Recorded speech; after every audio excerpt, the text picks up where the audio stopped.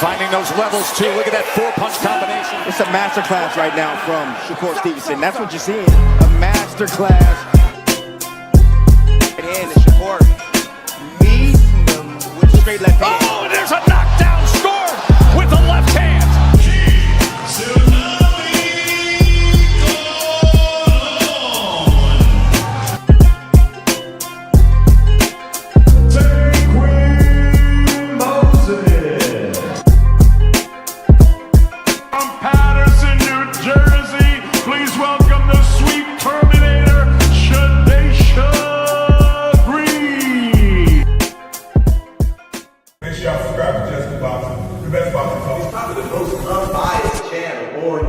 Right now, we're going to give him his just due. Shout out to my brother, Just Due.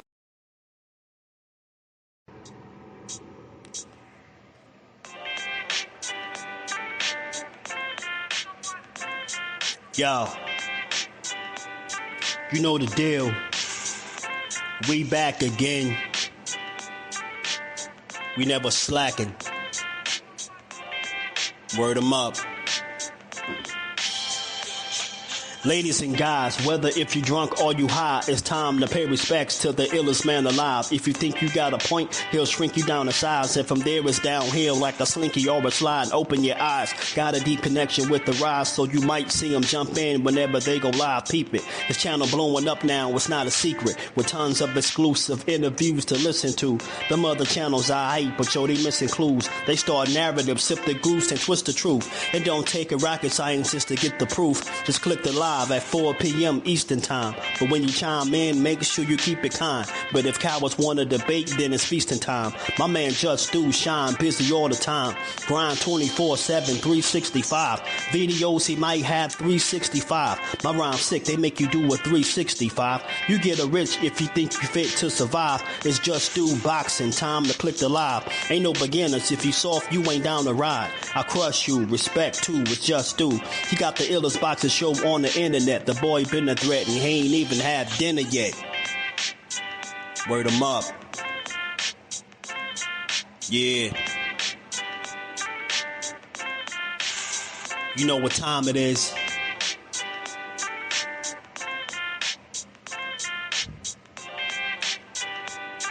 $4 p.m. Eastern. Click the link.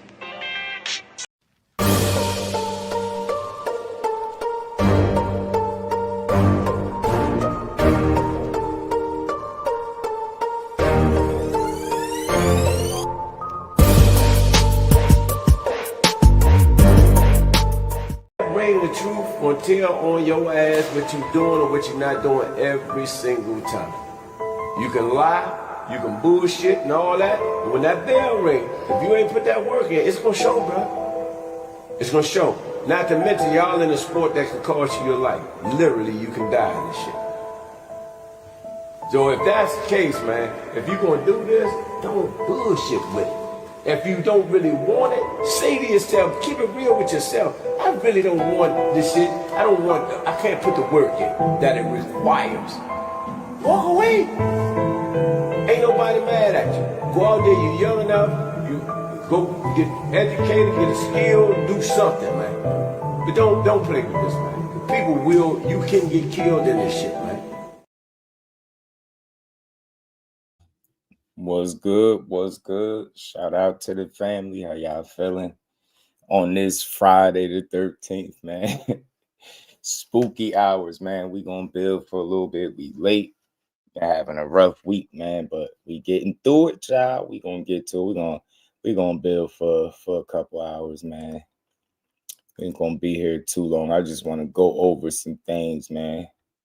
We're gonna talk about it, man. I got a review. This Conor Benn sit down, this interview that he did with Akin Barak. He had a lot to say, man, as y'all see by the title. And he even said he'd take the rehydration clause with Shakur. You know, we're going to talk about it, man. You got the welterweight Devin Haney, going back and forth with guys at 54. You know what I'm saying? It's a lot going on, man. But we're going to get to it, and we ain't going to take a whole bunch of time today to get to it, man. How y'all feeling, though, man? We don't got no big fights this weekend, but we got a big one coming up at the end of towards the end of the month. Got a week away, man. Let me say what's up to the fam. How y'all feeling though, man? Ace, what it do, my guy? How you feeling? Educated Jab in the building. Teach was good. Carol Cooler, my guy. What's good with it, bro? JP's in the building. What's good, my guy? Ryan Garcia shouldn't be allowed to fight. I mean, look, it is shout out to 252. I hear you. As far as Ryan Garcia, it's this simple, bro. You got to consider this, right? I know where you're going. I get where you're going. I'll say I don't think that he don't deserve the fight. I just don't think he deserved to fight for a title, right? Like he clearly didn't earn that. He coming off a loss, an embarrassing loss, a layoff, a fake ban, all types of stuff, right? And right again, he just springboarded with another opportunity, even a bigger opportunity than the last one, right? It's just like it never stops with this dude. So one thing you got to consider, and I know it don't sound right. I ain't saying it's right, but we was talking about it yesterday, and I've mentioned it several times on the channel. At the top, where Ryan Garcia is operating at, it's a business, and they're gonna always consider the bottom dollar. That you know what I'm saying, before anything else. Like they're gonna always think about the money that they can make with him, and the fact that he can sell tickets and has a following, it kind of gives him more rope to hang himself, if that makes sense, right? Because he can sell tickets, and right, we've seen worse stuff, but they just they're giving him a pass. So what you saying is right, spot on, bro. But I just want you, so we all on the same page. Like we get it. I get exactly what you're saying, but you know what? The very interesting thing about sports and boxing is winning cures a lot, right? So he's been facing a lot of criticism for things that he said, the way he's behaved, his lack of discipline, just not being prepared, not taking it serious, right? But he could change all of that with the right kind of win on the 21st. That's the crazy thing about boxing. And if he was to get on the straight and narrow and get the most out of his career, he'll be able to put some distance between himself and all of that stuff that people know him to do that they wasn't liking him for. You get what I'm saying? So I'm about second chances. I'm about, forgiveness to a degree, right? Letting somebody learn from a mistake. If he can display and show us that he's learned from his mistakes, I'll allow him that opportunity to grow as a man, right? Because these dudes is young, and when you give young guys that come from nothing a whole bunch of money, you get what I'm saying? It's just no telling what they'll get into. So I look at it like that. But he's definitely been given an opportunity that he truly didn't earn. Oh, give me 2 seconds, y'all. Y'all hit that like button.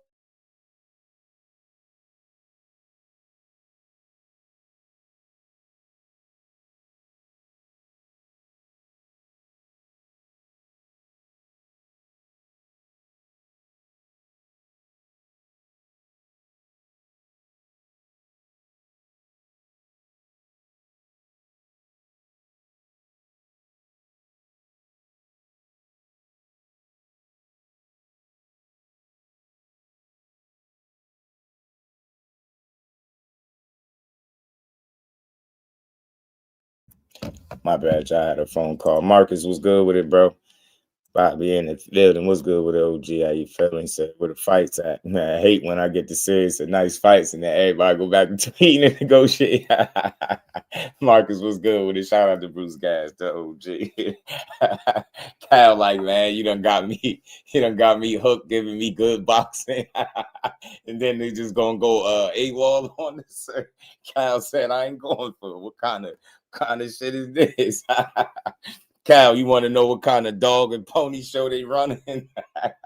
Bro said, nah, y'all about to give us a weekend with no boxing? Y'all out of pocket. The nerve of y'all, the disrespect is out of control. I know. I'm a junkie. Hey, Cal, look. Hey, I'm talking to all of y'all in here. There's over 30-some people in here. Hit the like button, y'all. Hey, look, I'm junkied out too, Cal. I've been... a little admission, I got a little secret. I've been watching the I've been rewatching the Shakur and T.O. card since it happened on and off.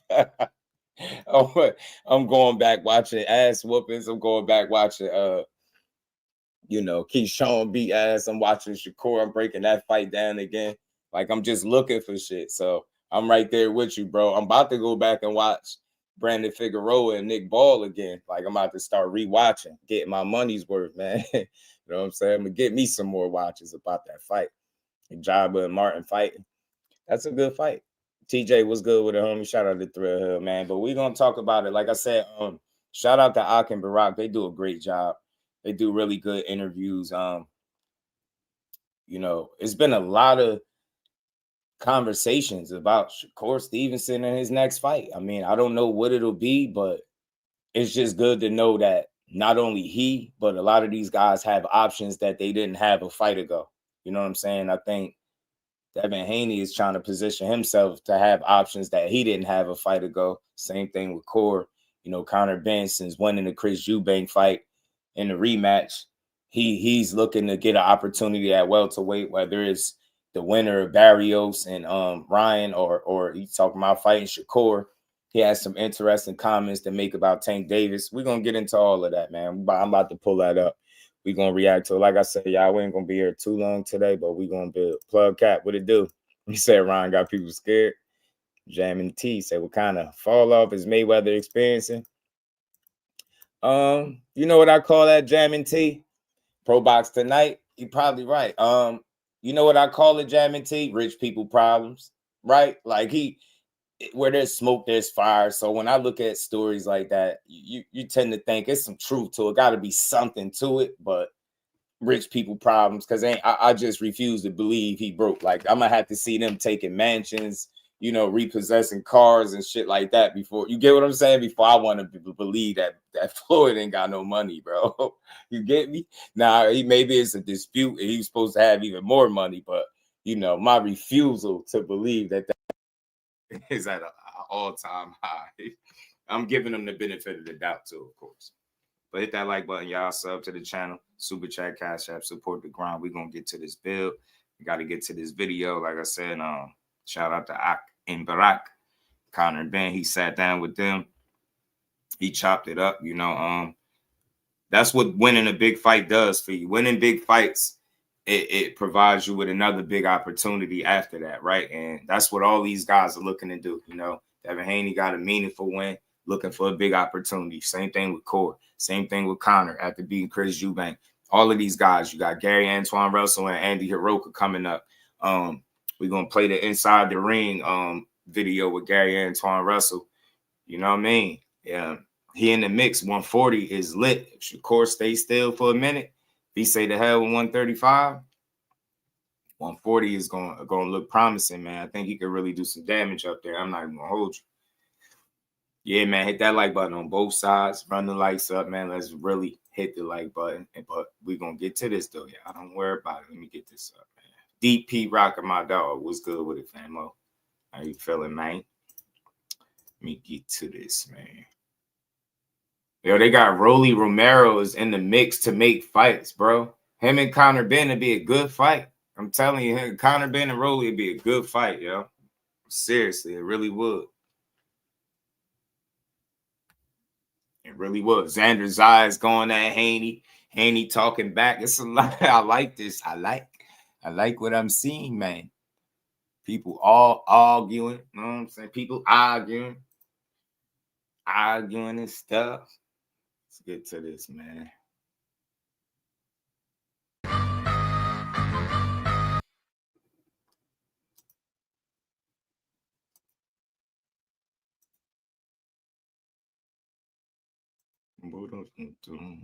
Into the Shakur stuff, I want to go back to the rematch, right? Because you were here before the rematch. And, I remember you asking Barack and I, what should I do, Barrios or get my leg back? And I said, you said, get your leg back. Yeah. So I got it back. Was good with it, bro. You got it back. You got it back. Yeah. So F all that bark and get to the bike.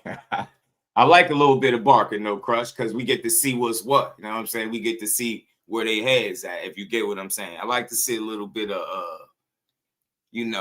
back and forth, but especially when it leads to fights, though. You know what I'm saying? But the reason why I don't have a big problem with the barking, as long as you doing the biting when it's time to bite. You get what I'm saying, Crush? I understand the guy that you might be barking at might not be a guy that you got the opportunity to bite next. But that every single time you get in that ring, you better be doing the biting. As long as you're doing that, and I see you barking here and there going at it, it's cool. It's all good because I know that comes from a competitive place because you show me that every time you get in the ring. But for those guys that just be chasing the moment and the clout and shit like that and really ain't putting in no work, yeah, they got to shut the hell up, man. You get what I'm saying? But if you in there handling business and you want to talk a little bit of it's cool. But like I said, as long as you handle business when you in that ring, I'm cool. You know what I'm saying? I could tolerate some of it. Take me back to that fight week, man. Like your emotions and how much did you really learn from the first fight to bring into that second one? Do you know what? It was my first fight back in like 16 months. It was 13 months. It was my first fight at middleweight. It was my first real sort of step up, right. The first fight. So you're bound to have question marks. Everyone's saying I didn't stand a chance. And no matter how confident you are in yourself, right. You sit there and you go, well, there must be something I'm missing. Like, am I delusional? Right. He's fought the big names. He's fought at 168. Sanders, George Groves, right. Ildrim. He's just fought loads of big names and big guys as well. So, I thought to myself, well, this little welterweight, am I just being delusional? Or do I actually think I can beat him? And I'm glad it was fight of the year because it just goes to show that, if you do want to beat me, you're going to have to go to the well and back, even at middleweight. And in my head, that was like a box ticked. Even though I didn't win the fight, it was a box ticked for me mentally. You got to remember, I'm a silver spoon kid, right? So they say. Yeah, I'm a Nepo kid, right? Yeah. I've had it all handed to me on a plate, right? Right. So for me, it was like, well, that was fighting with, I fought with everything I had. I left part of my soul in there. I gave my heart to the people. And I've done that now. Right. And real quick, I don't think he's been handed everything. I think he's a product of a fighter that had a father that had a name in the sport. And, I think very early it was a lot of questions, right? Will he just be another son of a father that was nice before, or is he going to be nice in his own right? Is he going to be a guy that's living off the last name of his pops and not earn his own bones? And if, after those first 10 or so fights, maybe even 12, you had those questions, they was looking legit. But I think after the next 10 or so, like he showed you that, he really was putting the work in. That's what my respect is for Conor Benn. And I get the whole, the egg situation and all that. And that's a loaded situation. But all in all, this is a very damn hard worker. This dude do work hard as hell. He ain't just a guy that's living off the back of his dad hard work, right? He putting in his own work. And that's what that fight with Chris Eubank was all about.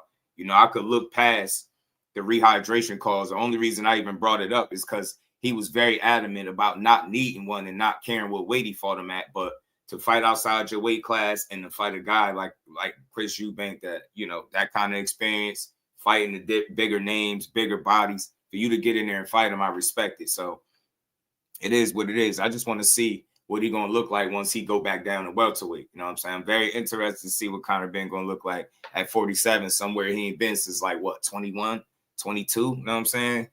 704 Joe, what it do, my guy?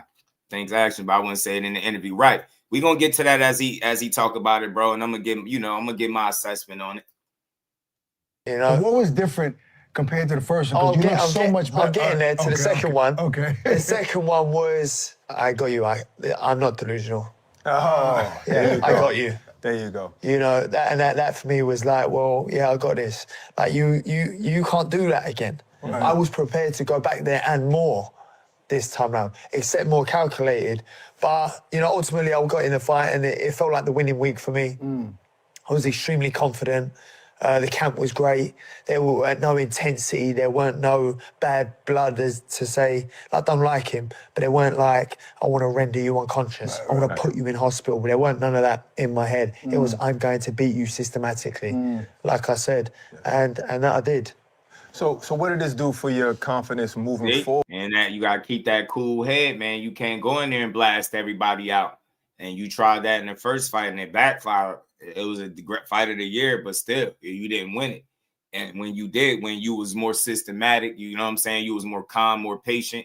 You took your time and picked your shots a lot better, and you end up outboxing them on points. Get what I'm saying? So think about what you had to do in order to beat him. You get what I'm saying? You can't just blow through everybody like that, man. What's going to happen when you trying to mow somebody over and they ain't going? You know what I'm saying? Shout out to Reef. You already know, bro. Because when I used to look at you in my head, I used to say, he's a small 147-pounder. I really felt that way. I am. And now you moved up to 160. You did that. You beat this huge guy. What does that do for your confidence coming back down, looking at these guys in the welterweight division? Yeah, listen, it's now going to be another fight getting down to 147. But ultimately, a lot of people saying, oh, you can't just be up at 160 for 2 years and then come back down to 147. And the same people that said I couldn't go up to 160 and beat you back in the first place are the same people saying I can't go back down to 147.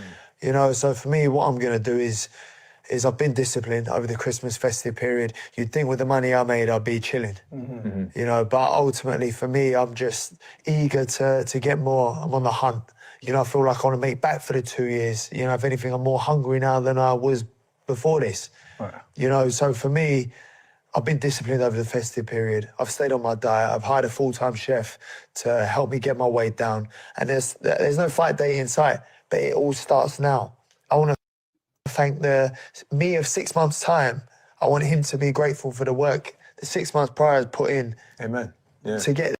Man, shout out to Conor Benn. See, that's the stuff that I'm talking about that I respect about him, right? His situation is always going to be, you know, a bit of a black eye or a stain on his resume, but you can't deny his work ethic and the discipline. This dude he be in shape, he be ripped up, he go in the gym and he look like he just give it everything. You know what I'm saying? There's something about that I respect. So he one of those guys that the stuff that he lack in skill, you know, or talent possibly, make up for it in like drive and will, determination, right? Guts and grit. He got that. Shout out to him, man. It was good, homie. Yeah. I got you. So if there's no fight looming, how much do you weigh right now? Right now, I mean, I've been in America for a few days. I had some pancakes in the morning and bacon. Terrible food,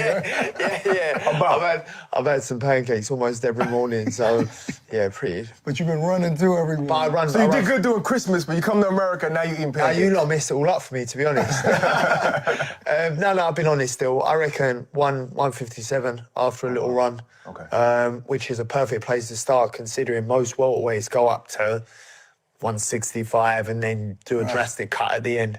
I'm like, I want to stay there. You know, at the award show, you and Chris won the fight of the year, right? And there was a certain level of respect on stage that it was nice to see, right? Not saying that the guy's your best mate or best friend now, right? They're pretty close. It look good. Family. Right. You guys are going to hang out and go have dinner from time. No, but seriously, is there a certain level of respect that you didn't have for him before the first fight? I really don't like him. So I'm just going to make that clear. He's not my cup of tea. Right. I haven't said it. I see him in the changing room in the Four Seasons.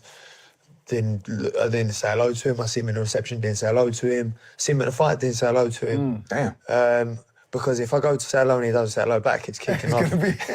You don't want to put yourself in that Let me ask you something. If you were here... That's kind of funny. Bro say he been saying Chris Eubank everywhere. He just ain't speaking. Because he go over there and say what's up, and he don't say what's up back. It's going to be on. Yeah, this dude really be trying to pick fights outside the ring, man. One thing I like about Carter, he do got a certain attitude about him that I like. He don't be beat. He be with it. He be with that shit. I like it. You know what I'm saying? He said this dude is on side. Crush. Crush hit ain't in going, America so he that awesome. particular night, and you Kid guys is were walking awesome. into the venue, and somebody approached him. Two guys approached him, and they looked like they wanted a problem with him. I'd let him crack on. Would you stand? No. Would you stand there? No, I'd let him at crack least on. help? No, So your presence help why? or leave? No, I'd stand there. I'd get my popcorn out. Touchdown Here, my boxing guy. Here, my technique. I ain't Wow, here, so my no people. British love there. That's what that's what I'm talking about. British love. That's what because I see I that get what you British mean. people love British. No, I get what you people. mean. But no, he's on his own. Almost got you there, though, right? Almost. No, not even almost, not even close. I felt zero bit of sympathy there. But you do have some more respect. No, but I respect him. See, that's what it's all about. It ain't about liking people, but it's about respect, man. I'd rather have that any day in life, any day of the week. Respect me over anything else. Read what it do, my guy. You know what I'm saying? The hell with liking me. Liking me could turn into hate. You get what I'm saying? Respect me. You know what I mean? And like me later. Because at the end of the day, to walk the path that we've both walked, it's very rare in boxing that you fighters can sort of imitate their dads or even fill half the shoes of their dads. But also stay consistent and disciplined and want to be the best and challenge themselves against the best. Technique, so I rate Chris for You feel that me? because I know how hard the walk can be. He weren't always the most liked guy in Britain. But ultimately, he's got to where he's got to. Right. And you can't say that's because of the name, because there's plenty of other Eubanks boxers. Right. There's plenty of other sons that box. Mm-hmm. No one knows of him. Right. You know, there's plenty of my dad's kids that box. No one knows of it. So it really is hard work and really applying yourself. Because ultimately, you get found out eventually. Eventually, you can live off the name for so long. Yes, right. It's happened so many times in the sport. Yeah, like you can not even live off things. You still got to work, but it shows that the lack of discipline, the lack of work ethic will show eventually. And you got to remember, you're under the spotlight, so we're getting criticised left, right, and centre from people we know from the world, essentially. So I respect Chris for that. I respect. 20 minutes. I'll say this: I don't respect his hairstyle choices at all. Like, but the work ethic that he put into the craft, I can respect that. How he give it his heart and soul, like he kind of wear his heart on his sleeve when he fight, and I can respect he'd go out there and just give it everything. I could rock with that, but I'm with you. I can't rock with that mustard peroxide dyed hair color. Al Booger was good, Brody. How you feeling? And real quick, you know what's funny about the egg shit, Reef? I don't know if you was in here when I said it. If you look it up, you do some homework, the WBC made that excuse up for him. It wasn't even him. They made it up. That's crazy, bro. Hashtag fight. Let's see who we fighting next. Gary Russell? Which Gary technique? You talking about Gary Antuanne? Because he fighting Andy Hiroka next, unless you talking about Mr. Gary. Which Chris for giving me the fight he gave me. And ultimately, without him, would the fight have happened? No. I mean, without Chris, would I be what I am now? No. You know? And I'm going to put my ego aside and say that. Yeah, it takes a man to admit that. Yeah, I'm going to put my ego aside and say that. And I would like to say the same for him. I'm not sure if he'd admit it, but the reality is, when was the last time he done a stadium show? Before me. You know, so ultimately it takes two to tango, and I give him my respect for that. Because thank you, Chris, you changed my life as well. You said that's commendable. I can respect that as well. Like he shout out Chris because that opportunity, like he didn't have to say yeah to no rehydration, and he didn't need you. You needed him more than anything. You get what I'm saying? So respect, man. They made a lot of money together. They had a fight of the year in the first fight. That second one is whatever, but you know, Conor Benn did get that dub now. Can't wait to see how you look at 47. Despite all the money you made, you still have this hunger. You're more motivated. Because look, Marvin Hagler once said that it's hard to wake up and run when you're sleeping in silk sheets. So I've been sleeping in silk sheets my whole life, bro. That's true. That's true. But have you started to think of like a quota? Like I want to make a certain amount of money, 100 million. or I want to win a certain amount of titles before I move on to 100 million. 100 million, that's your number. That's my number. No, what are you saying with 100 million? Making 100 million your total career? or having 100 million? What are you saying? Yeah, well, I don't know if I can make 100 million off one fight. I don't know where. I'm just saying having 100 million. No, when I say quota is the amount of money you've made in a career. That's 100 mil. Right. And would you hang it up after that? Probably not. I keep thinking to myself, and I was speaking with my wife, and she's like, yeah. My mum thought I was retiring after this fight. Your mom? Yeah, she's gone. Because I went to her, I said something, and it's all there was like a cliffhanger, and she was like, oh, Conor, I thought he was going to say you're going to retire. I was like, Mum, just get started. What are you talking about? You just kicked the door down. Yeah, but ultimately, me and my wife said, oh, you know, like, when are you like going to retire then? I'm like, and then the thought of it, because I always wanted to retire at 30. Right. And I thought of it, and I'm like, I actually don't know if I can. I actually thought it the other day, and I'm just like, I actually don't know if I can retire. At 30? Well, I don't know if the thought of retirement actually is now, because I said I was going to retire at 30. It's now quite a daunting thought for me that I have, and it's like, oh man, I've only got I've got half of what I've already done. Right. So it's actually quite a scary thought for a fighter, and I think as a young fighter, you go, yeah, you know, I'll retire at this age. And then when it comes to it, you're like, actually... You can't mess with Child, bro. I ain't going to be able to get through this messing with you and Cal, bro. Why? You say you got Brock Lesnar hair up top. It's crazy. Plenty more to give. And now I got sound that like UFC, WWE grade up there. Fighters that go, yeah, but you know, they're like 36, 37, they got in the pay shape. You're not. See? That's why I can't mess with y'all. Leave me alone today. Yo, it's Friday. Y'all just chill. I'm trying to let him make it. I understand he's sitting up there looking like a 2026 Golden Lord from Meteor Man. Like, definitely.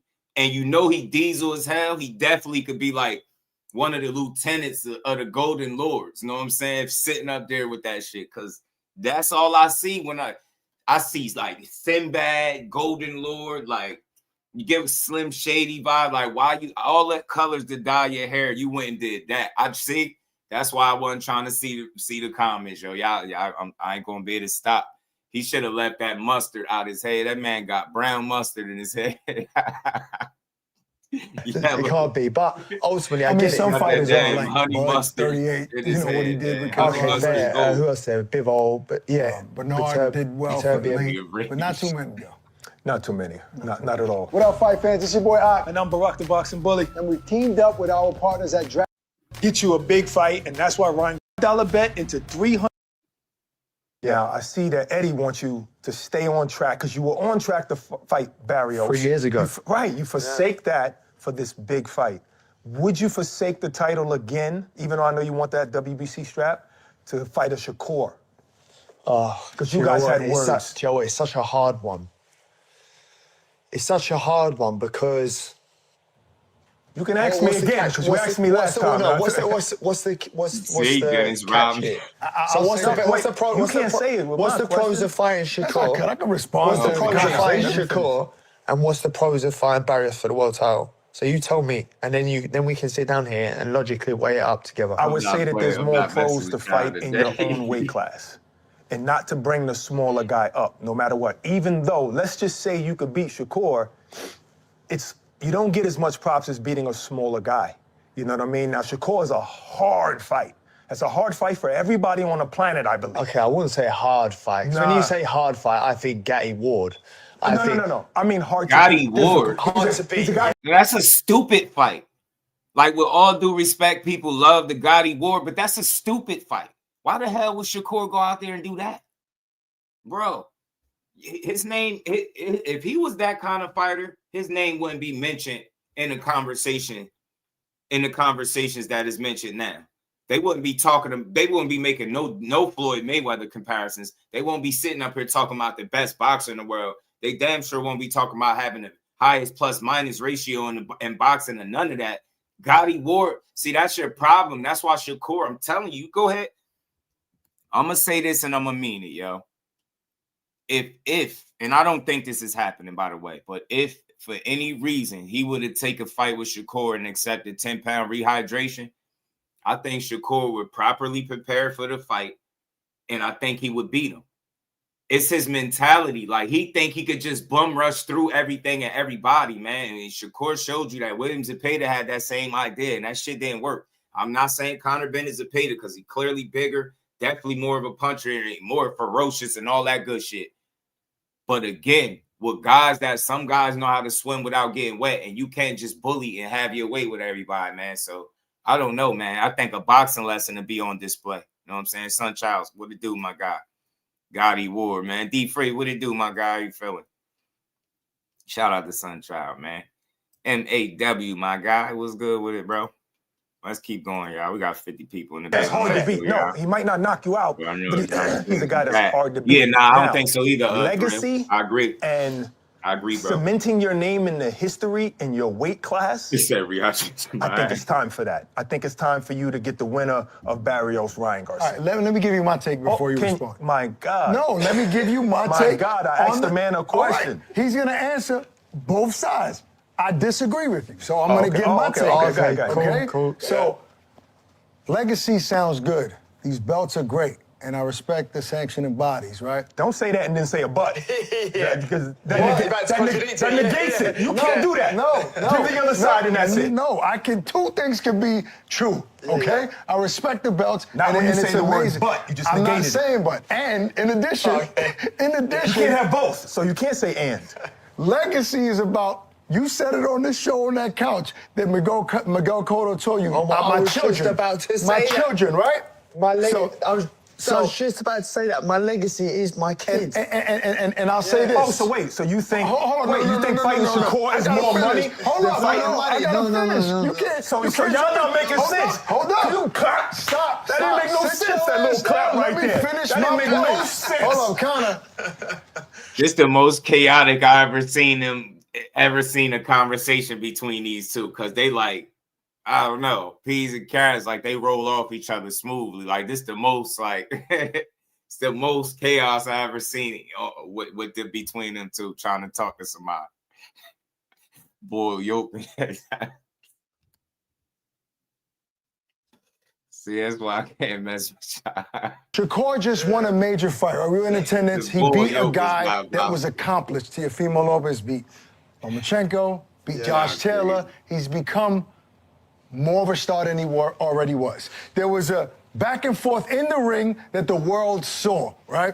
So that fight in my head, potentially in your country, would be a massive, massive fight financially, way bigger than a Barrios fight. Now, Barrios might lose against... Barrios, it's Barrios or Ryan. I know. So Barrios might not be champion. So yes, if Ryan wins big, that's a potential major fight. But that hasn't happened yet. So I'm talking about today. So as it currently stands. As it currently stands.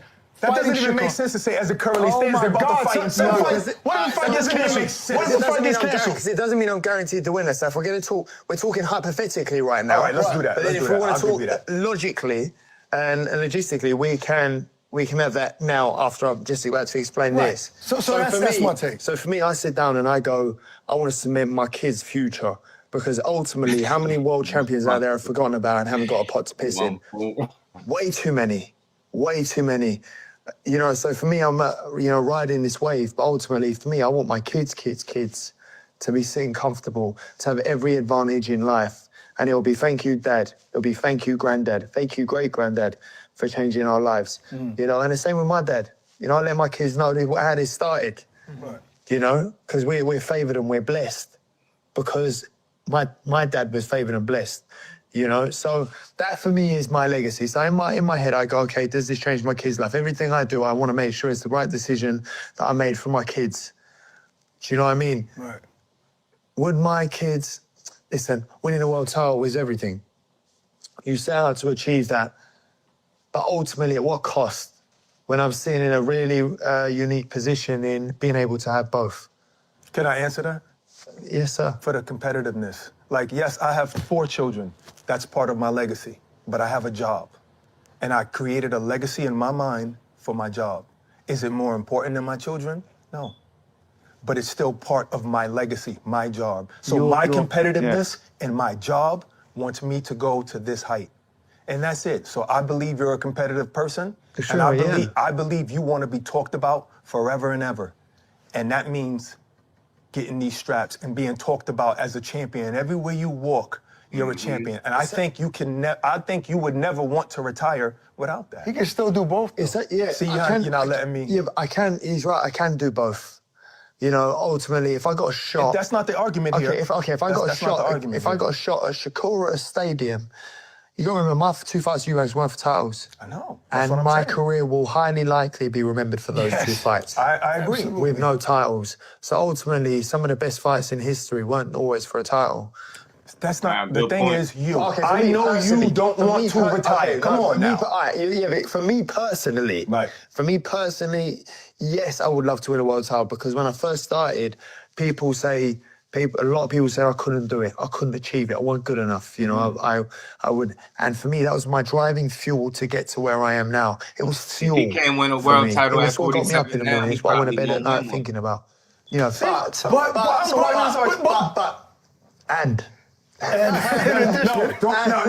you can't say and. We live in a different time. Wait a second. You're already rich, and no matter who you fight, I'm not rich. Hold on. No matter who you fight, you're going to still be rich. No matter who you fight, you're going to. No, it's not the same thing. No matter bro. who. All fights aren't created. Okay, wait a second. You can make 10 million one fight or 15 million one fight.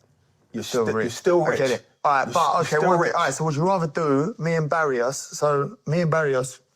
So say you got offered Shakur and you got offered Barrios. Just say, Barrios, you're talking, I don't know, 8 mil. Got Shakur, you're talking 15, 20. Right. Okay, one you're talking in an arena of maybe 8,000, 9,000. Yeah, one you're talking in front of 60, 70,000. Now you tell me what you're choosing. It's a no-brainer, bro. Hold on. It is. Yeah, it is. Who is the harder fight to beat, you think? I get it. Can we finish the topic first? You jumping. Just give me a name. Just give me a name. I'm going to tell you, I'm going to go for the title first because I believe... No, you wouldn't. Listen, I'm going to go for the title first because I feel like that's a guy who's easier to beat for me. For me, I can beat that guy. Now I'm going into that next fight as a champion. Okay, now I got them both. Now if I fight Shakur, what if I lose to Shakur? Because this guy seems to be unbeatable. But now, see what you just done there? The public will see that. So ultimately, your world title's now invalid because you chose the easy one because you think you get beat by Shakur. Now the public will see that and call you up on it. No, they won't because he's not in your weight class. He's not in your weight class, and your dream. You always say you want this belt. People don't always say. Yes, they do. Because if you beat somebody that's from the 140-pound division, they're gonna talk about it. I've just gone up to 160. I've just gone up to 160. Most I've seen them go back and forth. People care about that? No, like people aren't bothered. People complain about everything. Hold on. Let me chime in here, all right? Thank you. We're living in a different era. I respect the belts. This is not disrespect. But in reality, when you get to his level, when you get to that level, right? It's about the big fights. It's about the big fights. Okay, so now twist it. So I haven't fought a welterweight for 3 years. Why we got all the world champions calling me out, not each other? So it's the same sort of thing. Even they're doing it. You think they care about? You think they care about? You guys are acting like I don't understand what you're saying. Yeah, I'm just saying that's I don't understand what you're saying. No. What I'm saying is that I don't think. That's all I'm really saying. I don't think you can retire happily. You making it seem like he's gonna retire after Shakur. Let me finish my sentence. Are you gonna retire after Shakur? I don't think you can retire without. This is the most I've seen him do it, like while trying to talk to somebody. Like they both trying to talk to him at the same time. They just going in. I never really seen him go this. Because look, yes, let's say if you retire right now. Yeah, you had 2 big fights, but you know what people are gonna say? But he never was a champion. And that, I think, will hurt you because that was your desire when you started in the sport. You say that, but I don't think you understand how pain I went for over the past 2 years anyway. So then ultimately what people think of me really doesn't matter anymore? No. But so then to the extent where you go, okay, I just want to make sure I'm never in that position that I was in 2 years ago. For 2 years. I don't ever want to be in that position again. So if you ask me if I had a belt up in my cabinet then, or Money in the Bank, I know which one I'd be choosing. Yeah. You know, I would want to be champion because I'm already rich. I'm already rich. I want to be champion. I'm already rich. More money. Yeah, come on. I want to be rich. Yeah, I get it. I'm already rich, but I want to be champion. I get it. No, and that is the plan. That can happen when the road leads to it. But when the iron is hot, you got to strike, right? Your father didn't make as much money as you, and you lived a great life. You made way more money than your father. Your grandkids are okay. Your grandkids are going to be okay, but you want to be a champion. I mean, my dad's a baller. But it's true. So let's go to the fight, He all said, right? "My dad's Shakur baller." Stevenson had in my opinion, a phenomenal performance against Teofimo Lopez, right? You guys already went back and forth on the Ariel Helwani show, right? So there's a story is already being built. Some energy. Yeah, he better You make guys one are of them willing to 47 fight each other. with a So we 47 don't know what's going to happen with Barrios I'm and standing Rock. on what I'm saying, and he gonna have to prove to me otherwise. You go ahead and you make the wrong gamble against Shakur and lose, bro. Man, all you gonna have to go off is that money because you gonna count. That's a risky fight though for either guy. 47 fights get a little sticky up there, so we'll see. With somebody else, yeah, I'm telling you, I hate it, right? Instead of just listening to him tell you what he'd do. You know what I'm saying? But he better make a fight one of them welterweights. And Ryan, yes, he's a big star, but you're already planting seeds with Shakur. Then on top of that, you guys go into the ring and go back and forth. The world is watching. So, in my opinion, the iron is hot right now with this opponent. We can listen, and then you're forgetting Rolly. You know? Oh, yeah, that's another thing, another guy I want to bring up. The Garcia Barrios fight, it's a bit of a hard one because ultimately, unless I have something signed by the end of this month for Garcia or Barrios, the winner, then I'm going to give that a pass because Garcia's a liability. You don't know whether he's coming or going. You just don't know. He's a loose cannon. And I'm not going to risk waiting out till September, with no fight day.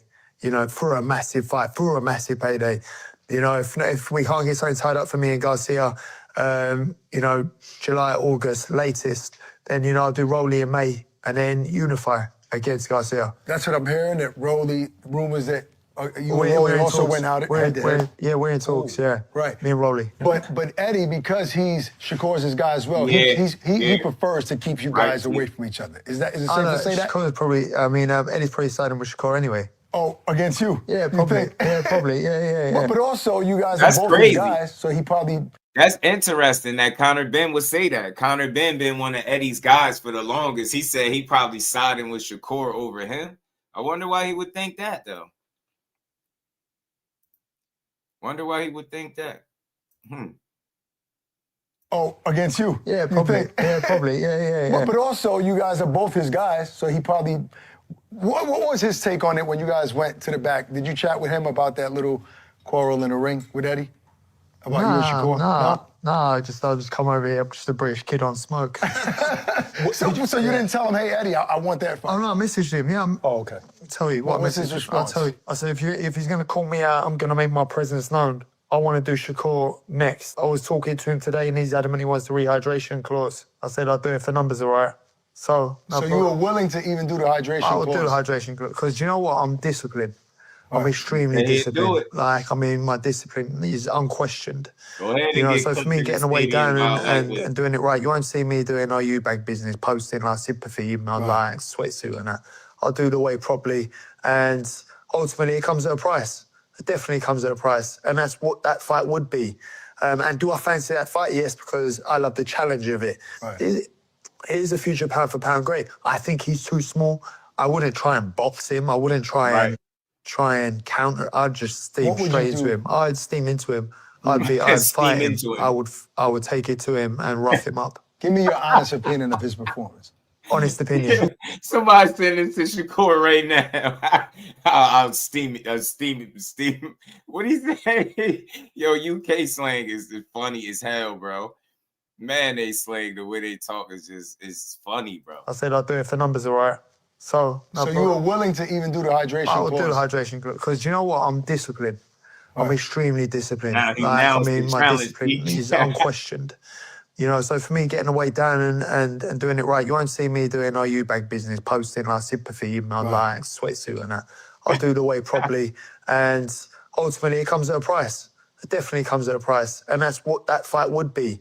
And do I fancy that fight? Yes, because I love the challenge of it. Right. It is a future pound for pound great. I think he's too small. I wouldn't try and box him. I wouldn't try and counter. I'd just steam straight into him. I'd steam into him. I'd fight him. I would take it to him and rough him up. Give me your honest opinion of his performance. Honest opinion. Truthfully. Honest opinion. pound for pound, future grade performance. But if you're talking from a boxing perspective, yeah, phenomenal. Like, I mean, skill, ring IQ, speed, sharpness, agility, accuracy. It's 100, 100, 100 if you was playing a video game. Right. But, and a big but, it is so boring. It is so boring. Engage, let your hands go. People want to jump to money made, forget pre-boy. It's like, let your hands go. Like, if you know he can't match your speed, if you know he can't match your speed or your ring IQ, set the traps up, throw threes and fours. Why are you... But you're still at risk. Teofimo's still a guy that's explosive, so... No, it was... He's not the guy that's going to steamroll you. It was going one way. Yeah, but I think in this sport, you like what you like. Right. You know, just look at it. Just think about it from this perspective, Teach. I know this wasn't no prime Sean Porter or none of that, but you think about what Sean Porter said about Shakur and think about what he was a career welterweight, right? You get what I'm saying? Think about how he felt about Shakur being physically strong and how he didn't win a single round when they sparred, shit like that. Get what I'm saying? I think it's all about preparation. The kid is smart. I think he'll take his time and prepare. You know what I'm saying? Because that's a tricky fight, Teach. I ain't gonna lie to you. Skillful as he is, at 47, that's what Conor Benn look his strongest. You know what I'm saying? But the question remains how he gonna look after what they say 3 years since he been at 47. So it'd be interesting to see how he look. Me, I'm somebody who can appreciate the whole totality of the sport. I can appreciate so that. when I see Shakur, I say, wow. But was you on the edge of your seat? I don't have to be in every fight. I'm on the edge of my feet when I watch Deontay Wilder. But when I watch Shakur, I know what to expect, and I'm like, this is beautiful. Yeah, see, I would... No, that's why I said it's about you like what you like. I wouldn't sit down and go, let's watch a Shakur fight. I got you. So, was that... I would get the boys around my house and go, oh, let's watch a Shakur fight. Because you guys all want to see something different. We want to see vulnerability. No, I get it. We want to see pain. We want to see a bit of blood. We want to see modern-day gladiatorism. I get it. But isn't it about winning? Gladiatorism isn't even a word. Of course, I say that all the time. Gladiatorism. But isn't it about winning, Conor? Winning. See, it's hard because imagine if we'd done all the talking, me and you, Bang, and the fight was just... Nah, see what I mean? You can't, because people don't watch. That's the biggest difference right there, listening to this, between him and Shakur's mentality. He too brave for his own good. But what happens when you can't rough everybody up? What happens when you can't knock people out? We've seen how fights look when you can't get when you don't knock somebody out, or you know what I'm saying? Somebody end up standing to your power. It looked like a totally different fight. So there are people booing in the crowd at some stages. And the counter to that is, but I'm securing my legacy, which is my money for my kids, and I need to win. And I came here to win. Though? But at what cost? The $15 million you made. But did you even win, though? Because, of course he won. But I'm like, because then people don't want to watch you fight. But you haven't got much personality. You haven't got much personality, so people don't know who you are or aren't interested. And also, you're scared. Not scared. Floyd made $1 billion. I think that keep talking about the personality thing is like a overstatement at this point. Like, what is he supposed to do? Be a fucking clown? You get what I'm saying? Like, everybody ain't gonna be a Floyd Mayweather or had a gifted gab, but see, he got the skills to make up for whatever he missing as far as a mouthpiece. What kind of personality do you have? You talk a lot. People that say you talk a lot, they say you talk better than you fight. See, but Shakur fight better than he talk. I'd rather the fighter fight better than he talk than talk better than he fight. Because that's what you do, respectfully. Yeah, but you're forgetting Floyd was a character. Mm-hmm. He wasn't just... He was a savage in his younger days. Had sore hands, got older, changed it up and switched it up completely. Mm-hmm. But he was a character. People invest more in character than ability. But Shakur's defense, people say that, right? What you just said, people don't want to watch him fight. They've been saying that for years. Yet there were 20,000 people at the Madison Square Garden, and most of them there were there for Shakur. Because if you watch and listen to the ring walk, they were cheering more for Shakur. So he has a following that's still, people, boxing fans, they complain and bitch and moan, and they're still going to watch. They're still going to watch. What about the Zepeda fight? That was a great fight. Good fight, great fight. I said that to him. I messaged Shakur. Great fight. I even said it. Great. I'm like, it was a good fight. Yeah. And then he come after and said, I'm not doing that again. But that's pretty buoyant. He's not a dummy. He's not a dummy. That's not the smartest way to fight. You see, he's a smart mechanic. He pull them tools out when you need them. You don't pull the same set of tools out for every job. You get what I'm saying? Every job don't require the same set of tools, and Shakur knows that. Yeah, he knew. You know, as a mechanic, Williams and Payton had a certain set of tools of his own, so he had to adjust and you know, come prepared for that. You get me? You got a different set of tools. He gonna have to fight you a certain way. TL was missing some tools and screws. He fought him a certain way, man. Shakur, top tier mechanic, man. He gonna tune your shit up, turn your shit off, man. Jordan, what's good, my guy? I had to like, but man, we gonna build for a little bit more. Let's get through this, man. Days. Yeah. Right. And he looked sick. He looked good. He let his hands go. Yeah. Let your hands go. Who planned you getting into the ring? Did you plan that beforehand? No. If you're going to call me out, I'll make my presence known. Oh, he called Is that what happened? Yeah, Shakur called me. I would never be. Obviously, the Eubank fight was all, you know, we planned on making that fight happen. Yeah. I'd never disrespect a fighter and just jump in the ring, and call it. Right. No, if you're going to call my name, I'll make my presence known. That's why. Well, I ain't scared of you in your own city. Right. I mean, I did walk out there thinking, shit. Bernard Hopkins in Puerto Rico. A lot of people from Newark in the building. I was like, yeah. Walking around making sure everyone knows I'm a British guy. Oh, man. But, yeah, no, for me, it's like, I'm on smoke. And I don't just talk about it because none of these fights get made. It ain't because of me. Yeah. Right. And we can, like, I mean this, and I'm saying this on it. I'll get a contract over to Shakur this week.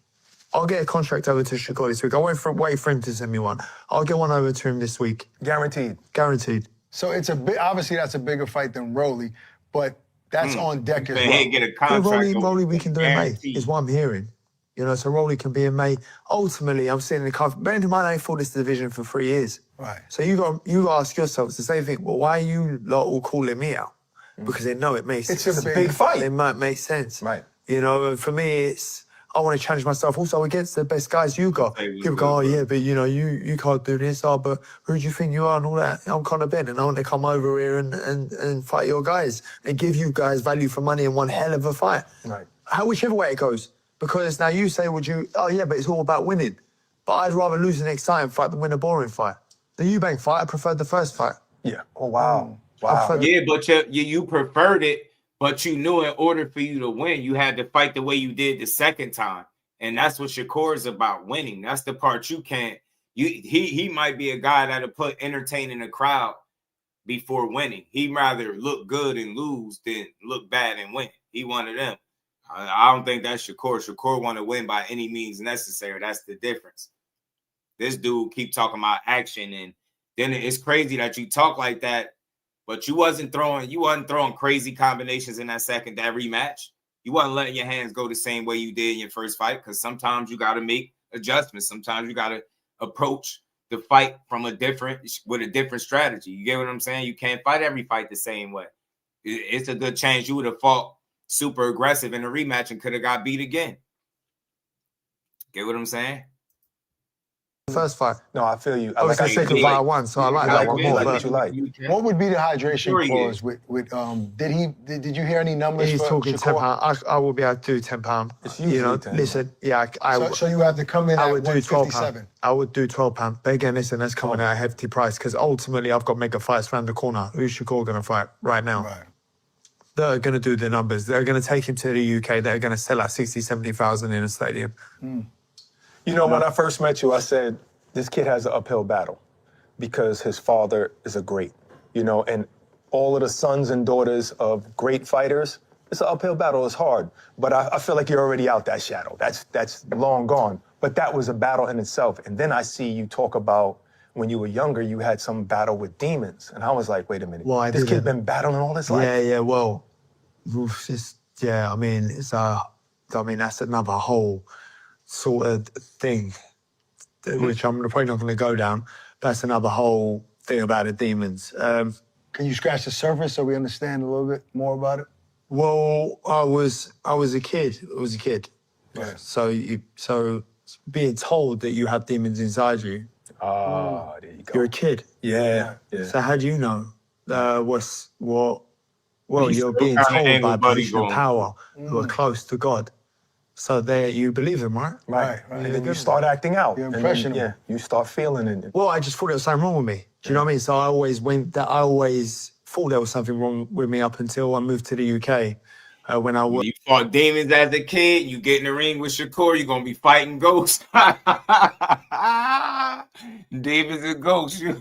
Shit gonna be get PTSD in there. Corey, you're gonna be fighting a damn ghost, trying to rough somebody up. I'm a steam right at him. I'm a steam. What'd he say? I'm a steam right at him. was 18, Bro was fighting demons as a kid. 18, He gonna be 19, fighting and ghosts I started as a grown man. because I couldn't understand, or you don't understand. You're a kid. So is your childhood a blur because of that? A little bit? I mean, I had a very privileged upbringing. You know, my dad and my family, and I went to a Christian school, very religious school, religious church. Bro, they were the school and the church for one, and it's sort of it was challenging. I used to have constant reoccurring nightmares and fear, and I always thought the redemption was coming, so that Antichrist was coming every year, and it was like a fear for me as a kid. A big fear for me. What was the breaking point where you broke out of that, dog? Bro said he thought the Antichrist was coming every year. My bad, I don't mean it, but that sounds crazy. Who the hell was putting that in his head? Damn, that's why he fight like a maniac, bro. Bro getting away from them demons. He ain't trying to see them demons no more. He fight hard and pass out. Cloud. When I come to the UK, and I found God, I found God for myself, and I was like, this isn't the God. Like, I had my own personal relationship with God, right? And as much as I'm a sinner, I have my own personal relationship with God, and I, although the people of power and influence were saying this and this, I'm like, that's not the God I serve. Right. That's not who God is. Because why would anyone serve that God? And then I found my own relationship with God. And God obviously showed you who He is. I pray every day. Like, my household is a household of faith. Is it safe to say that that dark time that you went through before both Eubank fights, right? With everything that went through with the test and all of that, are you free from that now? Like, or is there still something? Do you still have that attitude of not guilty? Well, I'm definitely not. I'm definitely not. No, but I'm saying, but do you feel like you have to still project? Oh, no, I don't care, because ultimately people are gonna say and think what they want. And does it bother me? No, not anymore. But I'll ask you this, because I watched our interview, and something I thought about how important your children are to you, right? Your son. Is that something that's in the back of your mind? I don't want my son to ever believe those lies about me. No, because ultimately, it's who you think you are. George, stupid. What matters is what you think of yourself and who you are as a man. Right. I know who I am as a man. I stand strong on that and what I stand for. I've since been 17 months sober. Right. I'll never drink ever again because of how bad I got. Congrats. I'll never drink ever again. That's And that was the lessons. God taught me lessons through this whole thing. Right. Ultimately, so what? People can make up stuff about me anyway. People can make up stuff about you too and tell me, of course, that ain't my version of you. Right. I know you too. Even your own children. I'll always be a hero as they get older. Right. Yeah. So the outside noise won't affect them. Yeah, irrelevant of what my dad did in his whole previous life. My dad's still a go. Right. Irrelevant of what my dad did, because I know my dad was a good man. Yeah, I know my Oscar, I dad think so tried his too. best to be the best man he could possibly be, even though he fought his demons on a daily basis. Right. And for all his vices. Right. And struggled with life. He's still some man to pull himself through and hold it down. So for me, my dad's my hero. Not forget all the boxing. Right. Just him as a man, as an individual. And my dad ain't always been the greatest. Right. He had his own madness going on in his life. But ultimately I look at the man he is today and how much he's changed and the man he's had to fight to become. I take my hat off to him. First of all, I love your relationship with your father. And I think it played a big role in the fight between you and Eubank, how they weren't good together, him and his father, and you guys were. Do you think maybe that's what happened to Teofimo Lopez the other night? How it seemed like his father was going through some things and he wasn't there every single day because of whatever issues he has? That'd be me speaking out of turn. If I was to give an opinion, because ultimately Because sometimes a hurt person, because you've been there when you didn't have a good relationship with your father. Yeah. Sometimes a hurt person can see hurt in another person. Oh, do you know it's a hard one? Some families function through chaos. Some families are He just always a been chaos able to family. do that. Normalcy. Yeah, some families are just chaotic. Yeah. And that's perfect. Not saying how anyone is, but some families just function through the chaos. You know, my family is very much not like that. There is zero chaos, zero anything. You know, in fact, me and my dad are micromanaged by our wives. You know, we're not a chaotic family, so we would know this if anything was, it would affect us. But some families fight through the chaos. I mean, that's some so fathers, true. some relationship chaotic. I look at them and go, oh, my My God. father's relationship with me and all his kids were chaotic, but I love him dearly and I understood him. You know, so When I met him, I was like, because I didn't have that love growing up for a father or whatever. And I was like, all of the stuff that he talks about his father, I was like, I joke with him like, your father's a bad father. But man, I was like, this guy loved his father. I've never seen something like that. I lost my father in October of this year. So sorry to hear. Yeah, thank you. Yeah. But You're close with your dad. Very close. Very close. So it's the first time I'm talking about it like this on camera, but that just hit me because it was chaotic, but it's almost like understood. You know what I mean? Like nobody understood him like I did. Right. Yeah. So yeah, so that's what I'm saying. So some families are different. Yeah. You know? Absolutely. yeah, so let me shift gears here real quick. let me go. Let's talk about I'm right? good. Let's talk about Bud Crawford and his retirement, because we just talked about you retiring, right? I mean, the thought of retiring seems scary. It's scary. Do you think he'll ever come back? No, but I know he could come back and just beat everybody. The champ does what the fuck. Oh shit, my bad. Bring him. He does what he wants. Yeah. You know? And I feel like, you know, Crawford on a level though, like, he's my guy. Right. Like, he actually, and it's mad because not many fighters have to take the time of day to sort of try and spill down the wisdom. Yeah. Right. You know, Crawford pulled me aside. Oh, yeah, but, you know, this and that. You know, oh, but you could do this, oh, but you could do that, but why are you doing this? Why are you doing that? You ain't got to say anything. Right. You know, so for me, you know, for him to be where he's at in terms of status and also make time for I've not heard anyone say a bad word about Terence, and he's always got love for me. So you guys got a good rapport, good relationship, Yeah, but when he talks, you listen, you know, because he's been there, he's done it. Of course. You know, so, and he always moans at me for siding with, they done like these fighters are so sensitive because we don't have to do the who would win. It always has to happen. And he's like, He's so I can't competitive. remember who I said, I think I said Pacquiao beats him. Oh, you said that? Pacquiao in his prime. Yeah, I said that, and he pulled me up on it. The same with Lennox Lewis. He pulled me up with this other, I can't remember who he said. He was like, yeah, but I really beat him. I was like, yeah, but he's my guy. He's my guy, I like What do you want me to do? Yeah, absolutely. Good, bro. You said something earlier. I don't even know if it was a joke. You said Eddie Hearn is probably siding with Shakur if he fights you. I don't. Well, whether I mean, that's by a the joke looks of things on socials, it looks like he'd be siding with Shakur. Well, why is that? What? I don't know. Just how he represents for him and how he talks about him. Possibly. Yeah. Possibly. He's jealous. Not jealous at all, though. Conor Benn jealous.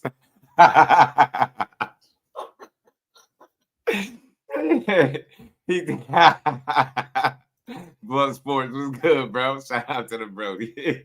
And why he think you've been with Eddie all this time? Why would he just pick Core over you, though? You said Eddie Hearn is probably siding with Shakur if he fights you. I don't. Well, whether I mean, that's by a the joke. looks of things on socials, it looks like he'd be siding with Shakur. Well, why is that? What? I don't know. Just how he represents for him and how he talks about him.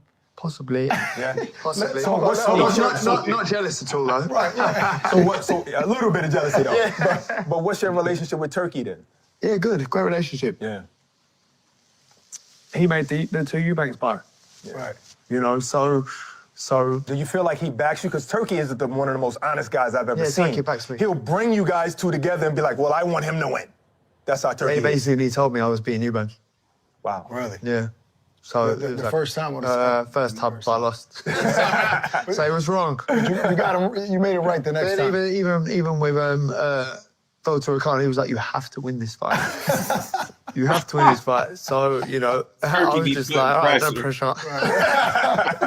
But I won the fight, so it's all Turkey good. told him he gotta win. That's why he fought a different way. Boxing is changing, and boxing is moving different. Boxing ain't what it used to be. Do world titles mean now as much as they used to be? I don't think so. Right. Back in the day, you had to be a world champion to earn. It's like clout and favoritism and popularity is what matters. Yeah. Ultimately, the belt don't. You used to have the belts back in the day to get paid. But that's my point. That's it matters to the fighter. Right. It doesn't matter to the public. But that's the reality we live in today. It doesn't matter the same. And I think Ryan Garcia, I give him some credit for that because he became so popular on social media. And, that's the world title. And he waved that flag. Yeah. That's the world title. That's equivalent. And that got him, that's what got him the $30 million. I mean, people just need to go, oh, look at Jake Paul. Oh, bro. Ryan Garcia never had a world title. What are y'all talking about? Marketing genius. If no world title ain't get him 30 million. What title did he have? Fought at 136. Not 135. Every fighter in the planet had the marketing brain of Jake Paul. And I talk about Jake Paul, bear in mind, I don't speak to him, I speak about him highly because ultimately he's absolutely killed it. Right. How's he in the ring of AJ? Over a competitive, for 6 rounds. But you see, even worse. 6 rounds, and got paid an absolute fortune. Right. Fortune. You're talking unification level money. Yes. In fact, insane. More than that. Beyond that. Beyond that. So now you go to me, what matters? That's a great point. How much marketing? And people fighters want to get bitter and get sour to Jake Paul, but ultimately take a leaf out of his book. Right.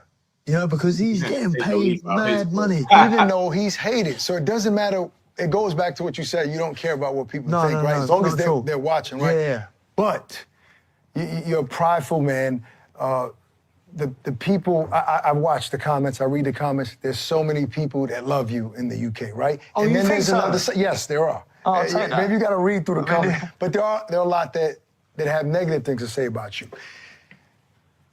Is it important when it's all said and done that your country, right, the people that fill up those stadiums in the UK believe that you're truthful and get to the point where they don't have anything negative to say about it? No, they'll always have something negative to say. I don't know what that world you live in to think that the British public would never have anything negative to say. I know, AJ changed the game of boxing. Right, yeah. And still. Just tell me how. Pretty perfect, right? All right, do you care to be loved by your people? Of course I want to be loved. Yeah. I ain't going to hold my breath over it. Right. You reminded me of 300 when you said that. Of course I want to be loved. The accent and everything was great. Yeah, of course I do. But I'm not going to I'm going to be who I am. Right. I don't care. What do you want me to do? Not be me. Right. So you can like me. I don't even know your name. Right. So that's how I feel about it, is ultimately I'm just going to be what I am. If you love me, great. What you will get from me is nothing but real. Right. But ultimately, you may not like my real. And that's completely fine, because I might not like you. And that's a beautiful place to be, Only after the past 2 years I've got like this. There you go. You get to that level of maturity, but it's adversity that gets you there. So when was the last time you cried because of boxing? Not since my case. Not since before my... my case. Maybe the first year. Maybe the first year I cried. And then I cried when I won the case. Were you thinking that you might not even go back to the sport? I was done. I trained every day still, which is the maddest thing about it, is I trained every day still. But then I also fell off. And when I fell off, it was the deepest, darkest holes you can imagine. Yeah. And I wouldn't wish it upon my worst enemy. I wouldn't wish it upon nobody. Did your father know while you were going through it? Or how deep you fell? Yeah. Did he know? Okay. Yeah. Yeah, I think my whole family knew, but nobody could save me. Wow. So it was, nobody could save me. So where was the turning point? The turning point. Throughout the case, I went sober for 13 months. And it got to the point listen, everyone can drink, that's fine, no problem. But when you're trying to numb your pain is when that becomes the problem. Yes. That is the problem. Right. And I ran away from my problems because I couldn't face it head on. and I couldn't look myself in the mirror and accept the fact that get emotional. I couldn't. It's hard. I couldn't accept that I was my son's dad at the time because he was like, I felt so ashamed and disappointed, and it just like went on. And I think the moment you sort of can just accept it, you can look yourself in the mirror and go, this isn't who you are. This isn't who you are. Don't let them win.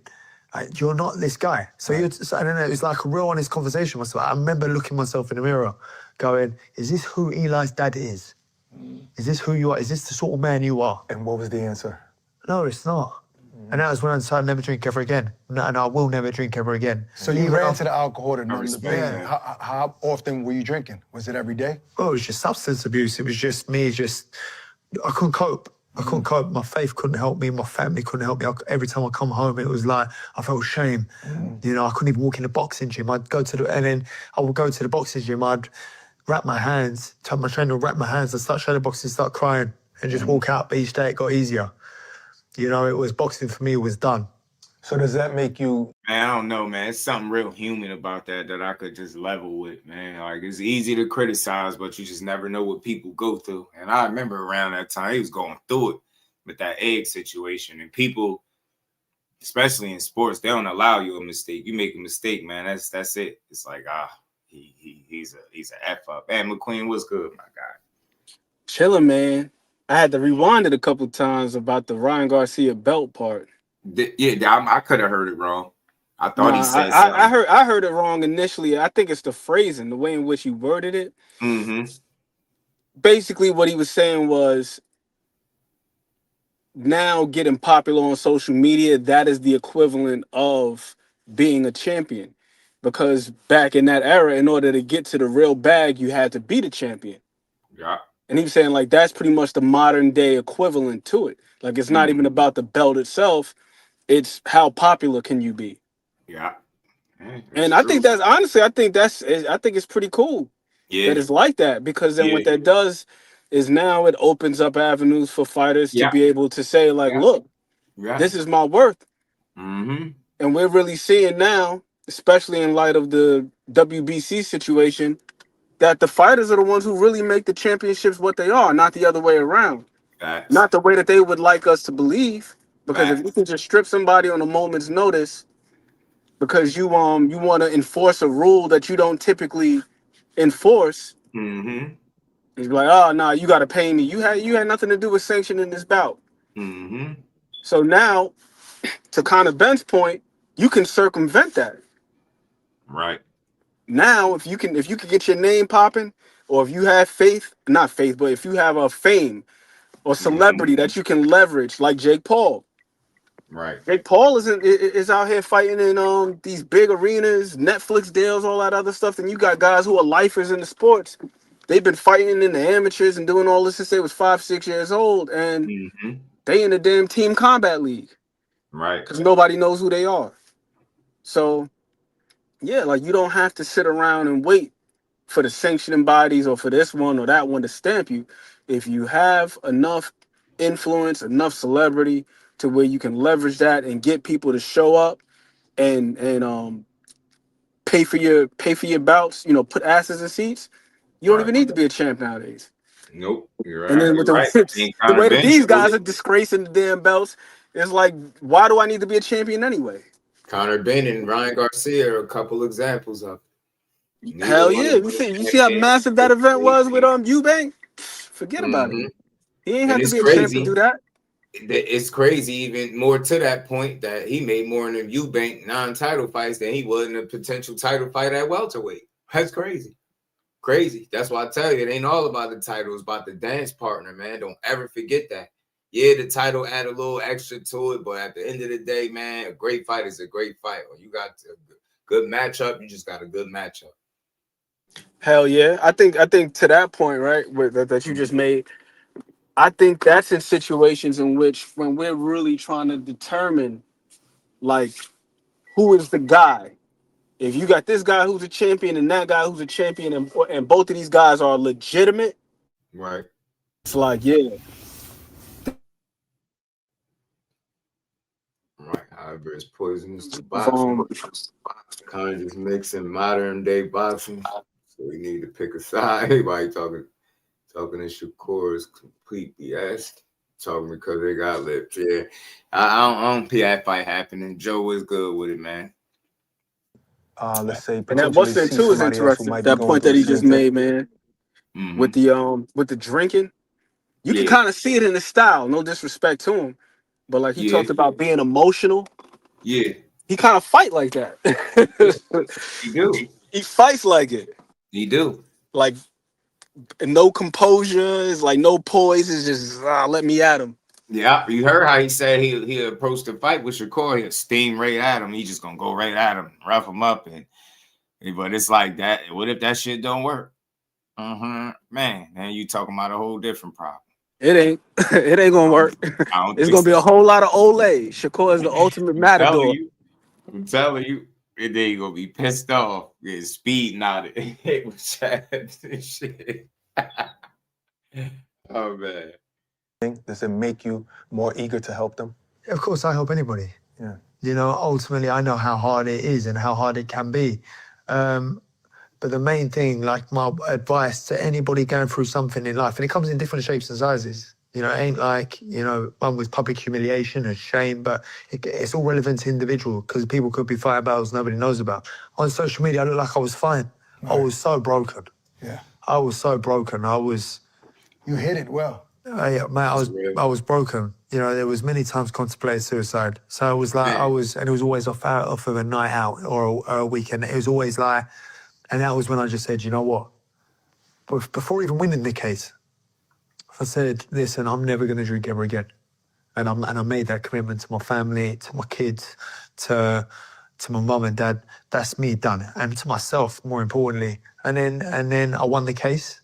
I've had 2 back-to-back stadium shows and I never want to go back. What role did your missus play during that process of you getting out of that hole? It was hard. I think it was just hard for the whole family. I think we was all struggling. How can you watch your husband, who's a strong man, right, fall so bad and just struggle?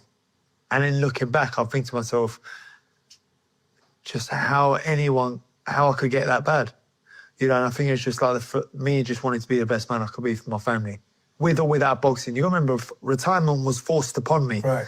So not only was retirement forced upon me, I'm also fighting this case, and I'm not sure if I'm going to win the case or not. So I'm spending all my money. We're going to lose the house, spending everything on this case just to prove my innocence, not knowing if I'm going to be proven innocent. Right. Then also the public humiliation. Then also my career could be done. So I'm literally I'm losing everything. I've lost everything. What does that look like to you financially? Meaning literally nothing in the bank? Man, that's interesting. Shout out to Big Dog Willie for Just Boxing and McQueen. Salute. And commentating maniacs are both attacking Shakur and his fans at the same time because Shakur is that dude. That's a fact. You know what's going on. I'm seeing it every day. I'm laughing at it now. It's funny now because I knew this day had come. I knew it was coming. Shout out to Big Dog Willie. They're going to keep hating. He's going to keep my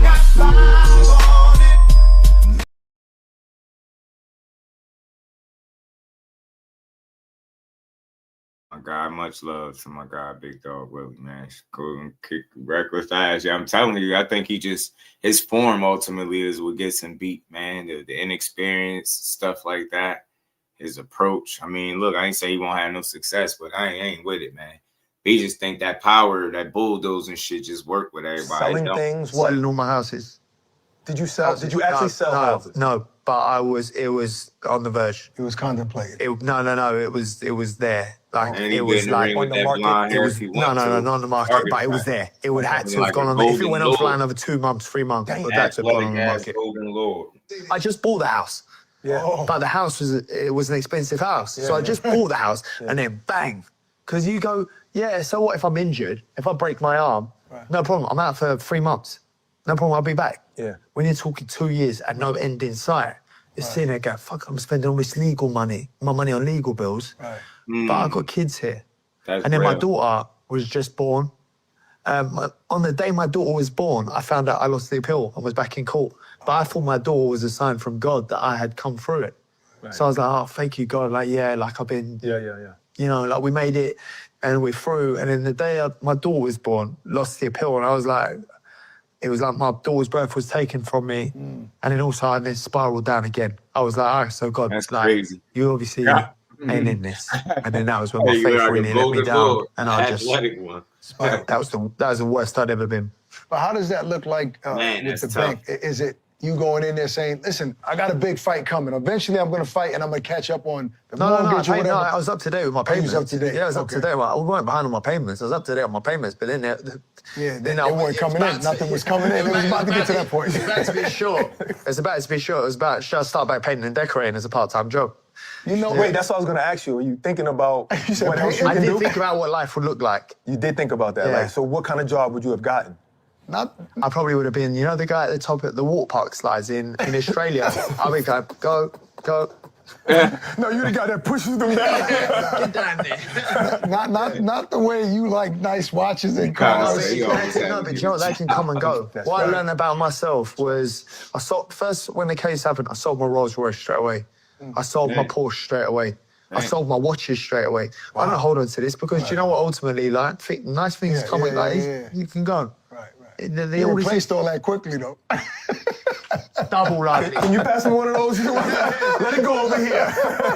It don't own me. Right. You know, ultimately, my family comes first. So if something needs to go, my words, it goes. If I had to sell this and sell that, the only thing I never had to have sold was my family home. Yeah. That's my kids' home. Right. All this pretentious stuff could go. It means nothing. Right.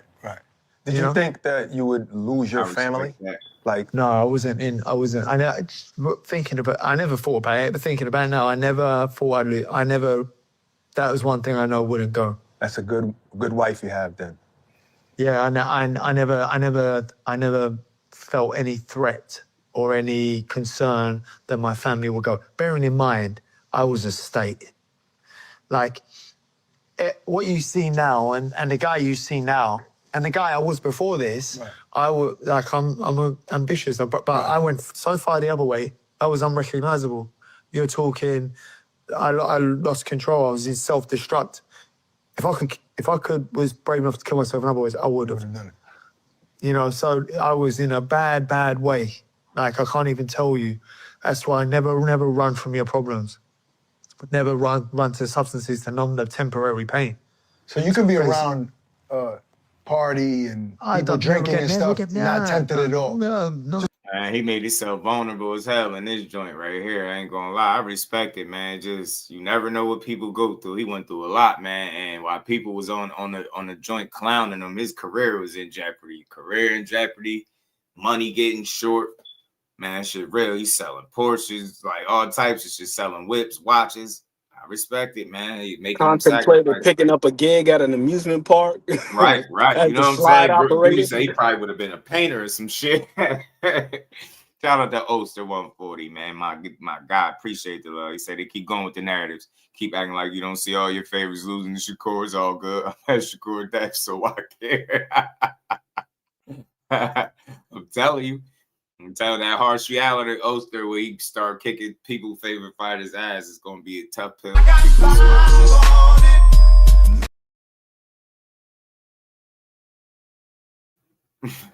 He say he's still going through with that hair dye. Stand black people with blonde hair. Yeah, I hate the blonde joint. I just never understood it. I always say they compromise once they start doing that.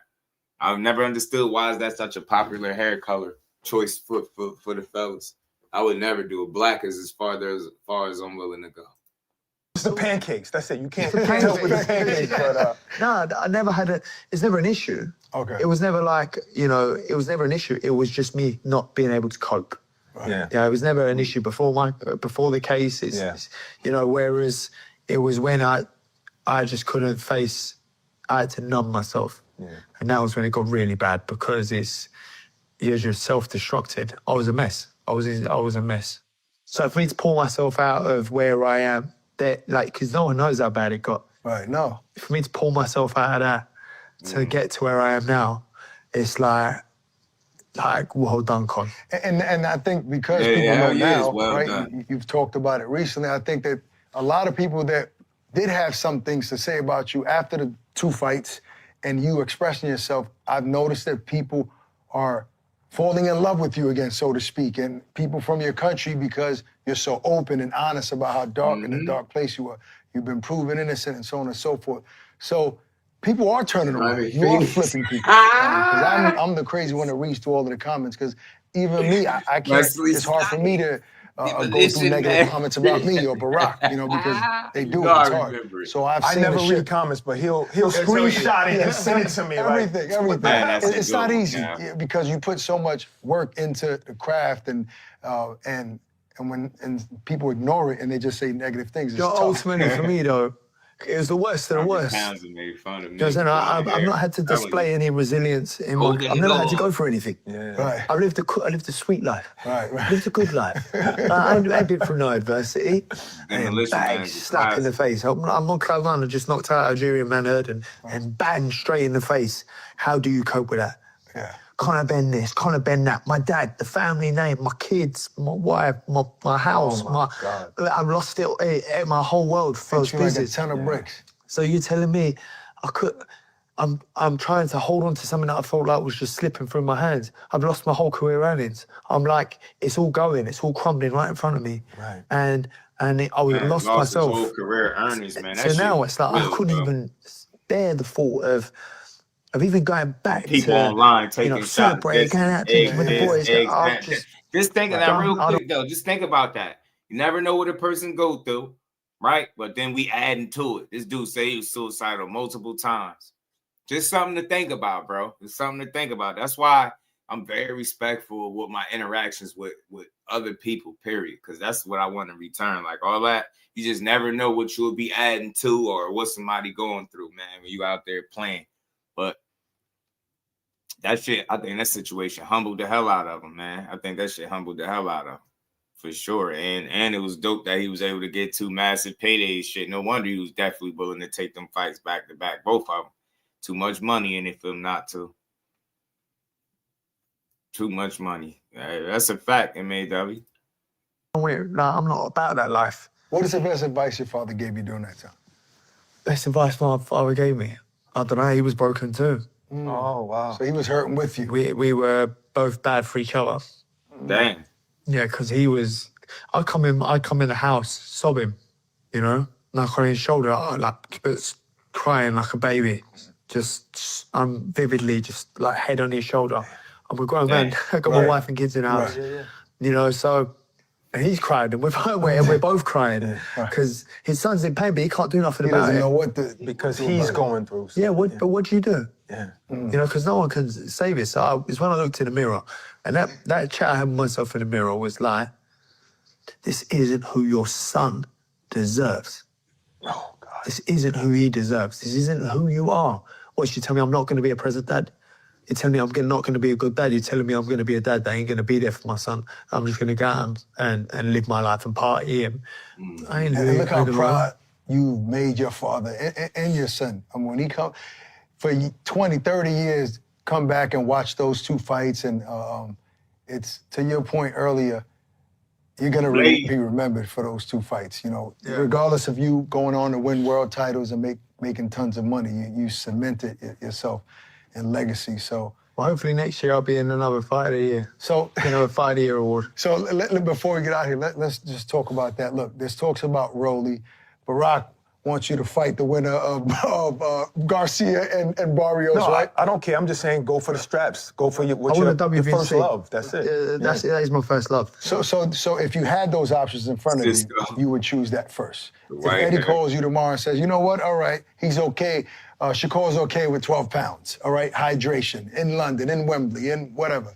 Ryan wins in a few weeks. Big knockout win, a lot of traction. He says Ryan's available too. For when? May? I mean, when are you supposed to go back out? When do you look to go back out? May. In May, right. So for May. No, I'll do Garcia and May straight away.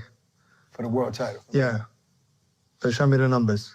Oh, okay. All right, that's my point. So you're going with the bigger number?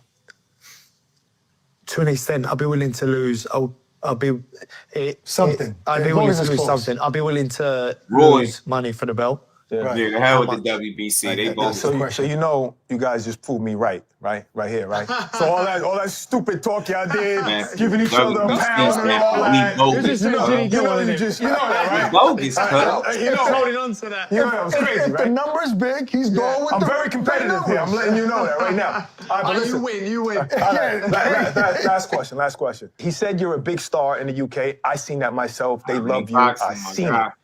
How important is it for America to love you? It's definitely opened my eyes being here. I don't know why this time round, but this time round more than any other time, I've really thought to myself, I really want to do it here. And for me, that's actually very important. I've been saying to my manager that, you know, for me, that's actually opened my eyes being here this time. I've been to New York plenty of times. I've been to America plenty of times.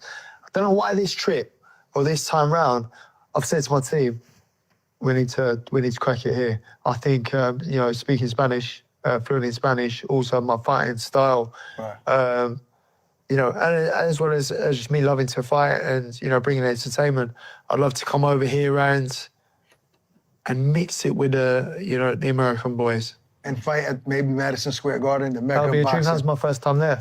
Oh, really? That was your first time? Yeah, incredible. What did you feel about it was incredible. Yeah, it was incredible. Who would be an ideal opponent at the Garden for you? It's going to have to be Shakur, isn't it? Look. So even if you do choose Garcia, you feel like that fight eventually happened between you and Shakur. I'm saying if that option came and you fought Garcia or Barrios, eventually you think the Shakur fight would happen. Or you think that his natural progression. His natural progression is to go to 147. Right. You got to remember Shakur wants the big money fights as well. Right. You have to remember Shakur's calling my name. Right. You know, it's I fought welterweight for 3 years, and you know I've just gone to 160, which is miles way too big for what he's would be fighting at. You know, but ultimately he's calling my name. Bearing in mind all the other 140 world champions there are, or 147 world champions. You know, even he's calling one who ain't competed there for 3 years and just got up to 160. So. Because you're one of the biggest names in the sport, obviously. And that's dope, man. Big shout out to my guy Dante's Boxing Talk for that dub in the Cash App, always showing love, supporting. And we ain't never got a box again. Well. I already been getting these bets, but now it's time for you to get your just due. You said continue grinding, man. I got you, my guy. Appreciate the love, man. But I think it's dope that you got a Conor Benn mentioning your name. He planning on going to 47. You got a Devin Haney mentioning your name. He thinking about going to 54. You got Shakur Foster way down at 30, right? You got guys at 35 talking about fighting. You got dudes like Antuanne Russell at 40 talking about fighting.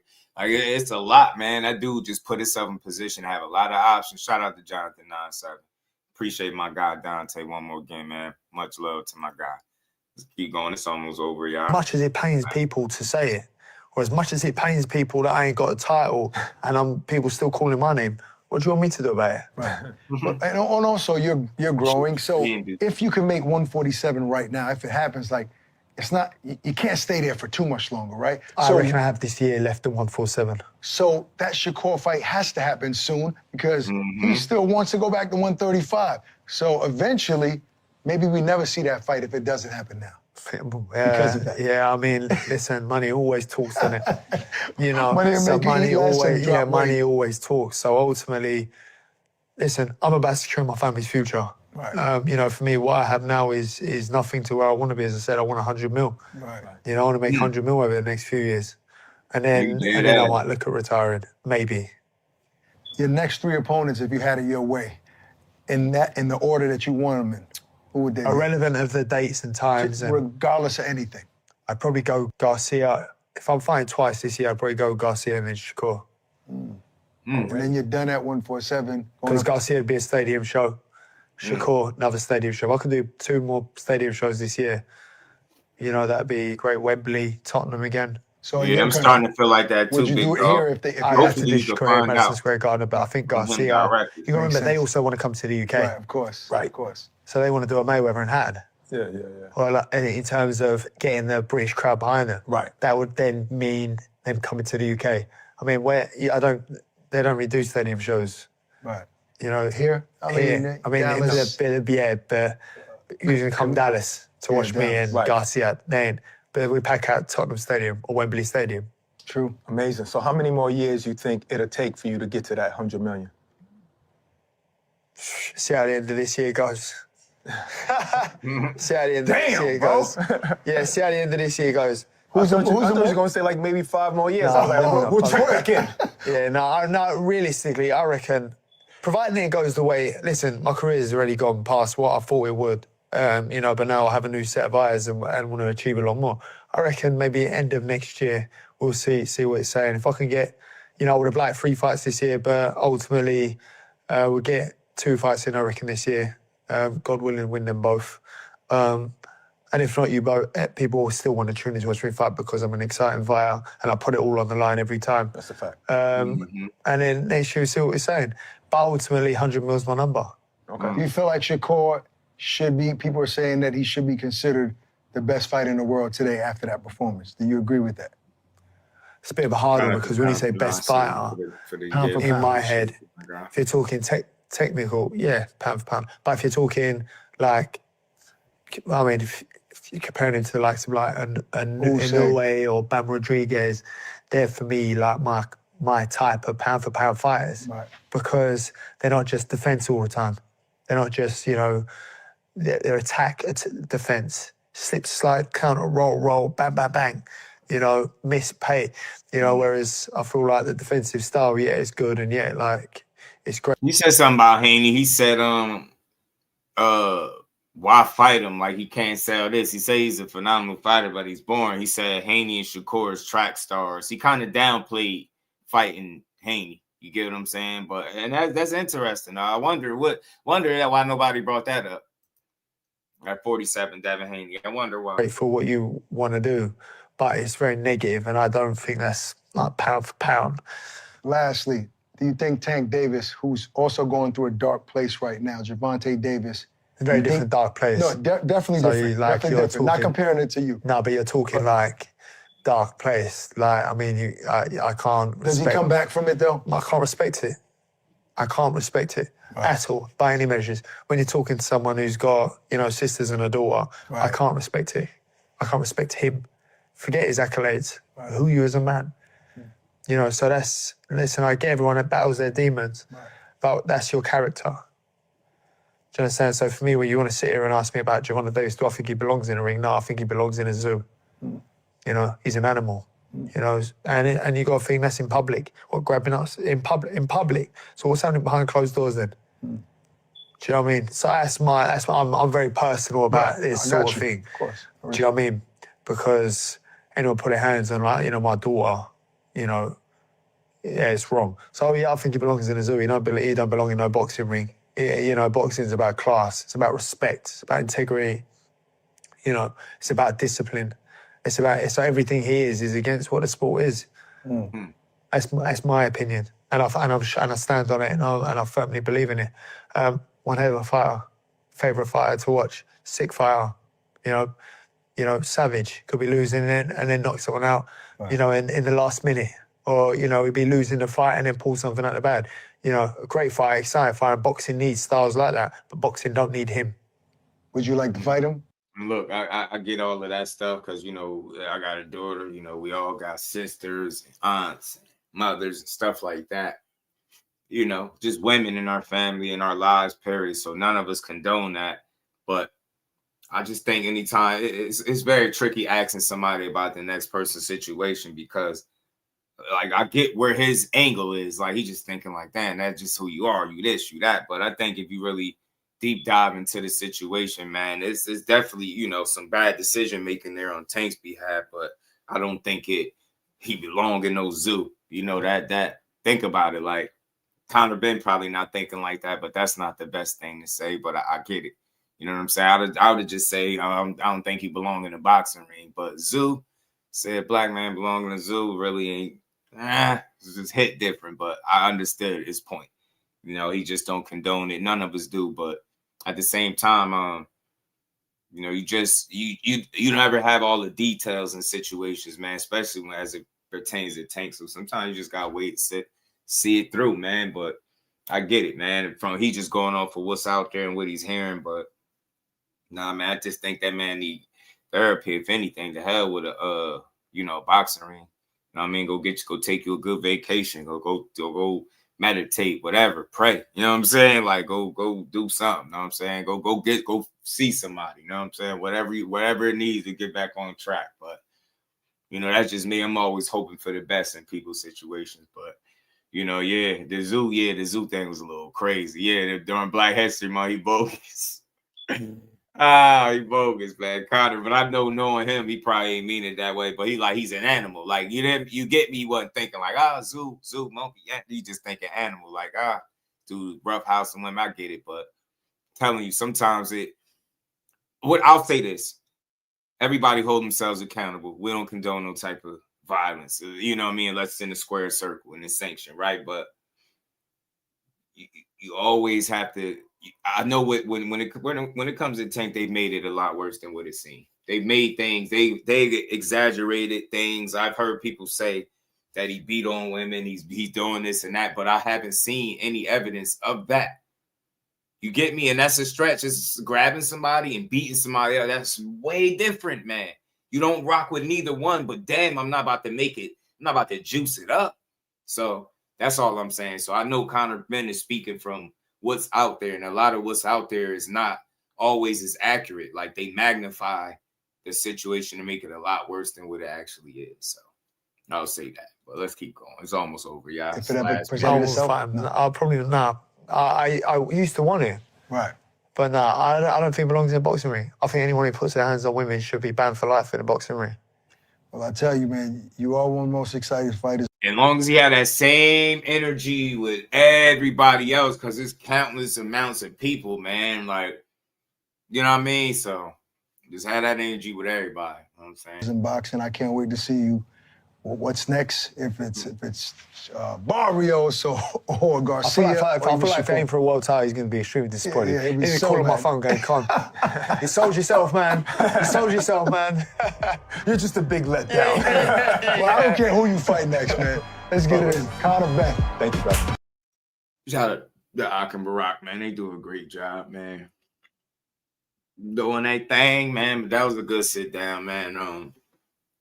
Said a lot of different things there, man. He would like to fight Ryan or the winner of Barrios and Ryan Garcia. And then he said if he could pick, it'd be that then Shakur. He said he would be willing to accept a 10 to 12 pound, rehydration or whatever the case.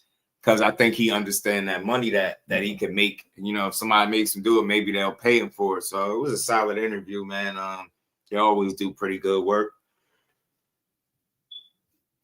Conor Benn made himself vulnerable, opened up about some things. Now he said he was fighting like actual demons as a kid, and he was suicidal, going through all the stuff with the eggs, and lost his appeal and had a daughter, like all types of stuff. Like you be up, then you be down. When you up, then you down. It's like that's real, man. So I'm just glad he got through the darkest times in his career and was able to get to the bag, man. Because see, I just look at stuff different. A lot of times in boxing, we be like, well, he made that mistake, man. I ain't never forgetting that. And we ain't got to forget it. But I ain't going to hold it against him, right? I ain't going to reduce his entire career to a mistake he made or whatever the case. Especially when I know some inconsistency with that story and the WBC provided the egg excuse.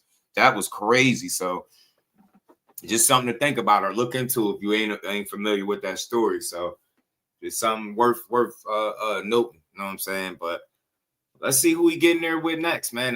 This is options. He got options, bro. Dude's got options, man. You know I don't appreciate that, man, trying to convert me into a damn fan, man. Tugging at my heartstrings with that. You know what I'm saying, Conor? With that introspective, heartfelt ass interview. Nah, bro, I'm supposed to hate you. You ate the eggs. You cheated. Yeah. Yeah, and I also do feel like it's worth noting the inconsistency with the WBC and them coming up with the whole egg excuse. And I think another thing too that I was thinking about along those lines is his mentioning of the appeal, like how he tried to appeal it. If you're willing to appeal it and you want to go to court and get it squared away, hell, it costs a lot of money. He talked about the legal fees that he paid. Yeah. That doesn't sound like a reasonable thing to do if you're innocent. Why the hell would you go ahead and spend all that damn money? And damn near go broke, and now you got to sell your Porsche and sell this car and sell off your watches and contemplate getting a job and all this. It's like it just don't make sense. Eh? So I do think that there's a possibility that he may have gotten a raw deal. It wouldn't be the first time. Boxing is shitty as hell. And like the moment we accept that, then the moment we could be a little bit more open to all possibilities. Right. And those possibilities include that foul play is at hand. Who the hell Yeah. knows whether or not it was another one of them shakedown situations? Like, oh, you ain't compliant? I'm Max. Yeah. Boom. That's Malik. What's this? That's And you're right. The big dog said, I'm not believing that story. I'm trying to tell you, the WBC, I did some homework, man. Found out that they were the ones that gave him that dumbass egg excuse. They provided him with a stupid excuse. Like, he didn't even, you get what I'm saying? That was wild. I'm like, man, so no wonder why he was like crying and hurt and shit like that. Like, man, they was taking that shit and running with it. Like, you know what I'm saying? People still to this day crucifying him over that shit. So, man, it's tough, man. That shit was tough, man. That shit is really tough, bro. Big dog, I could understand the skepticism.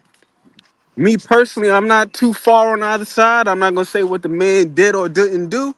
But either way, what I am saying is that I wouldn't be surprised. I would not be surprised given the history of this sport. We seeing it in real time, how frequently these things shake out, man. One moment somebody is getting busted for something. The next thing you know, they're able to fight. Somebody misses weight. Then the next thing you know, they're being eligible for another title that the fight wasn't originally scheduled for. It's like, man, they're going to figure out a way to make things happen if they want to make it happen. That's all I'm saying. So I don't be leaning too far to either side. I'm like, well, this guy is at the third. But then I'm also like, well, hell. Yeah, I just take heed to the fact that something happened. He had to That's sit all out we know. for it. He really Something suffered. happened. He went through it, and he had to come back. And now we we'll always keep that in the back of our minds that happened. But we'll see how he resumed this part of his career, because that's a lot to go through. 12-3 was good with it. Like, I believe everybody, I believe in second chances, and sometimes people make mistakes. They do shit. You know what I mean? You just be in situations, man. Like, I remember Michelle Rivera, when he had the ban diuretics, he ended up firing people from his team because he said that was like given to him. It wasn't nothing he intentionally did. So I do think there is always that possibility. I do believe that contamination is real, even though people don't give these fighters a lot of grace. But I just see how you handle it. You know what I'm saying? When you come back, and he got broke down. He got humbled, broke down. He was damn near broke, selling off cars and watches and shit like that. Yeah, man, bank account about to be on E, like, burnt Got up his head blown. Going through it, man. Having kids and stuff, you crying, sobbing, you drinking every day, trying to numb the pain. Like, you get what I'm saying? Like, living bad, and then he quit. I respect all of that, because again, trials and tribulations, man, that shit always build character, bro. It's something I could I respect a person that been through some shit, but also learned at the same time, right? Not just an old dumbass, but, somebody that been through some things, got through some things, and is getting to it. You know what I'm saying? So I look at it for what it is, right? We don't always know about, like, the egg shit. But I think he's a really hard-working dude. Yeah, the WBC is bogus. Yeah, they gave him the bogus-ass excuse, bro. That shit was crazy when I read that. I was like, wow, really? I was like, the whole time I was thinking it was some shit he came up with. That's why he was so, like, against that shit the whole time it was going on, because it wasn't coming from him. That's crazy. That is truly crazy, bro. That is some crazy stuff, y'all. But let's keep going, man. Remember, I had played a little clip, because they be, how they be slow leaking, and I got the zone, but they be taking a while to upload it to YouTube. It's like they want to run the zone numbers, or then they put it on the YouTube. But the inside the ring, when they had Gary Antuanne Russell up here, he got a fight coming up in a little over a week. You know what I mean? Barrios and Ryan Carr. So I like it, man. Gary been putting people on notice. We listened to an interview the other day with Mr. Gary Russell. He says brother want the undisputed. He want title. So let's see what he had to say in this, man. I like this show, though, that they do. That's Shady. And joining us now, the ring's number 5 ranked junior welterweight in the world. That means everyone's considered, all the sanctioning bodies, all the people from all over the world, and they're saying number 5, huh? Not number 1, huh? I wonder who the number one guy was. They had really argued that. Nah, it's Gary, man. It's Gary. That's the dude who's earned the 5th spot in the world. So Gary Antoine. I like Gary Antoine Russell. I like him. Good morning and thank you, or afternoon. Thanks for joining us. He came in style, huh? I know. Look, it's a pleasure for having me. Nah, it's not a fashion statement. I just got my eyes dilated. Hold on. Time out. If you got your eyes dilated, brother, what are you doing behind the wheel? That's not the passenger side. I know, right? Listen. I know, right is a terrible answer to that question. On the highway, like, let me make it back home. Good thing you don't have a big title fight coming up in a couple of weeks or something. Yeah, dude, why don't you just pull over and get someone to drive you? Stop it. Yeah, chick, get a driver, dog. Get a driver. I think you can get pulled over for driving too slow. And I almost did, I guess, because I was definitely taking my precious time. All right, let's start with, Gary, Shakur Stevenson's junior welterweight championship winning performance against Teofimo Lopez. What did that fight tell you about Shakur before we move on to you? It just told me that he's been honing his craft, and he's a well-rounded fighter. He's definitely a great fighter. Mm-hmm. Everything that anybody in this sport produces, you cannot take that away from them. They earned it. This is somebody I want to Shakur himself, he's a technician. Number, man. He's very founded and grounded to the fundamentals. And reach out to granted, Teofimo Lopez, I feel like he got more in his arsenal than Shakur Stevenson, but he get away from his fundamentals, and he lost sight of this was recorded the fight. Before the fight. Teofimo Lopez, he was so used to fighting guys, and he's doing all this extraordinary things like the Roy Jones Jr. foot tap, then punch a guy. Just a lot of trickery, just showing the range in which he has as far as his acrobatics and skill set. Shakur, he kept it simple, kept it basic, kept him on a string. All right, so you mess up, got your hands down, I'm gonna make you pay. Good analysis. Yes. You're currently ranked number 5 at 140 by Ring Magazine.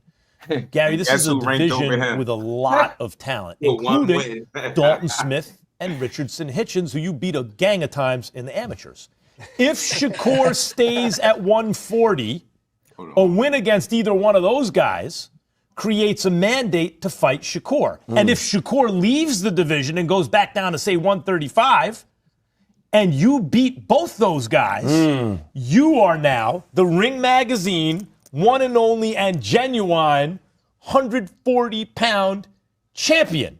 Champion of that division the way Barney Ross and Aaron Pryor and, those guys were once champions at 140 pounds. How do you feel about fighting Dalton Smith and or Richardson Hitchens? First of all, the accolades that you just named that I would soon gain sounds so phenomenal. I love the way that sounds. Ching. It sounds like it's tailor-made for me, for one. For two, how does that look? I feel like Dalton Smith, he's a good fighter as well. I don't look at any fighter as a slouch because those little gloves, anyone has a puncher's chance. I done seen some 12-round upsets. A guy's winning the fight all the way down to the 12th round, and before you know it, he get lackadaisy and lose focus, and he get caught with a shot, and that's a major upset. So I would definitely not look at him as pushover or anything. But as far as the 140 division, it's always been stacked. Dalton Smith, he got the belt that everybody strived to get, the green belt, the WBC. And then you got Richard Hitchens. We have past relations. I fought him a couple of times. Of course, I feel like he's now grown more into his professional, look. And because of that, I feel like I would see a different type of fighter if I was to fight him again.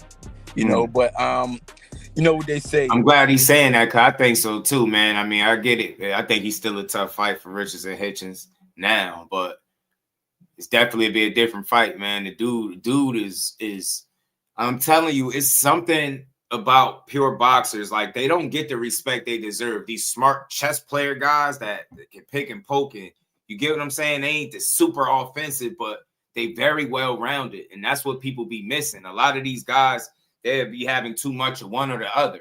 Like, think about it. The way they be talking about Core sometimes, you would think he was like rigging that with the offense and defense, right? You would think it was like that. It is nothing like that. That shit is totally different how they both operate and get their work done. Thanks, baby boy. My son crazy. He just walked there and gave me Yeah, I mean, unfortunately, we disregard what's required to bring out how well-rounded these guys actually are. Yeah. Which is somebody that can make them go to, the contingency or get past. We just saw it this past weekend.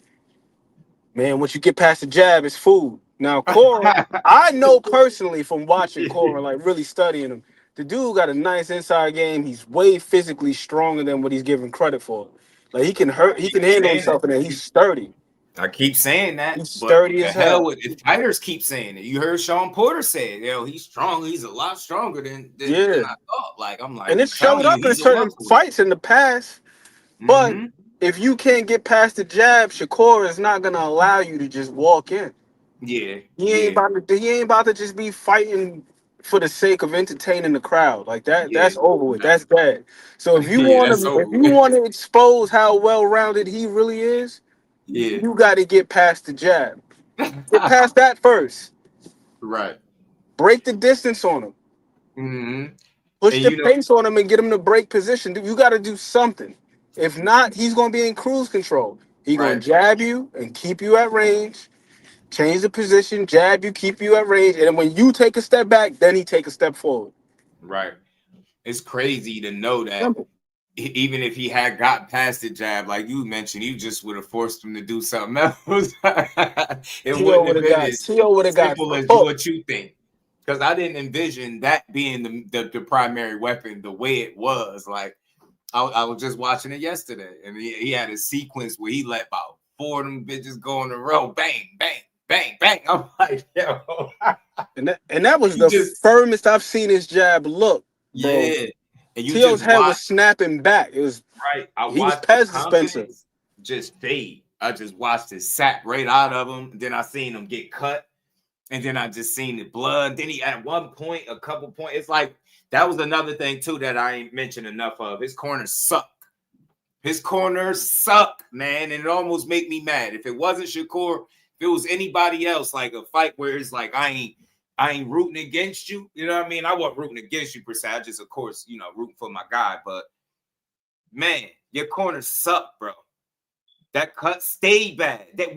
What was they doing? I gotta go back and watch it again because I went back and I see the cut bleed, and I'm like, did they just wipe it?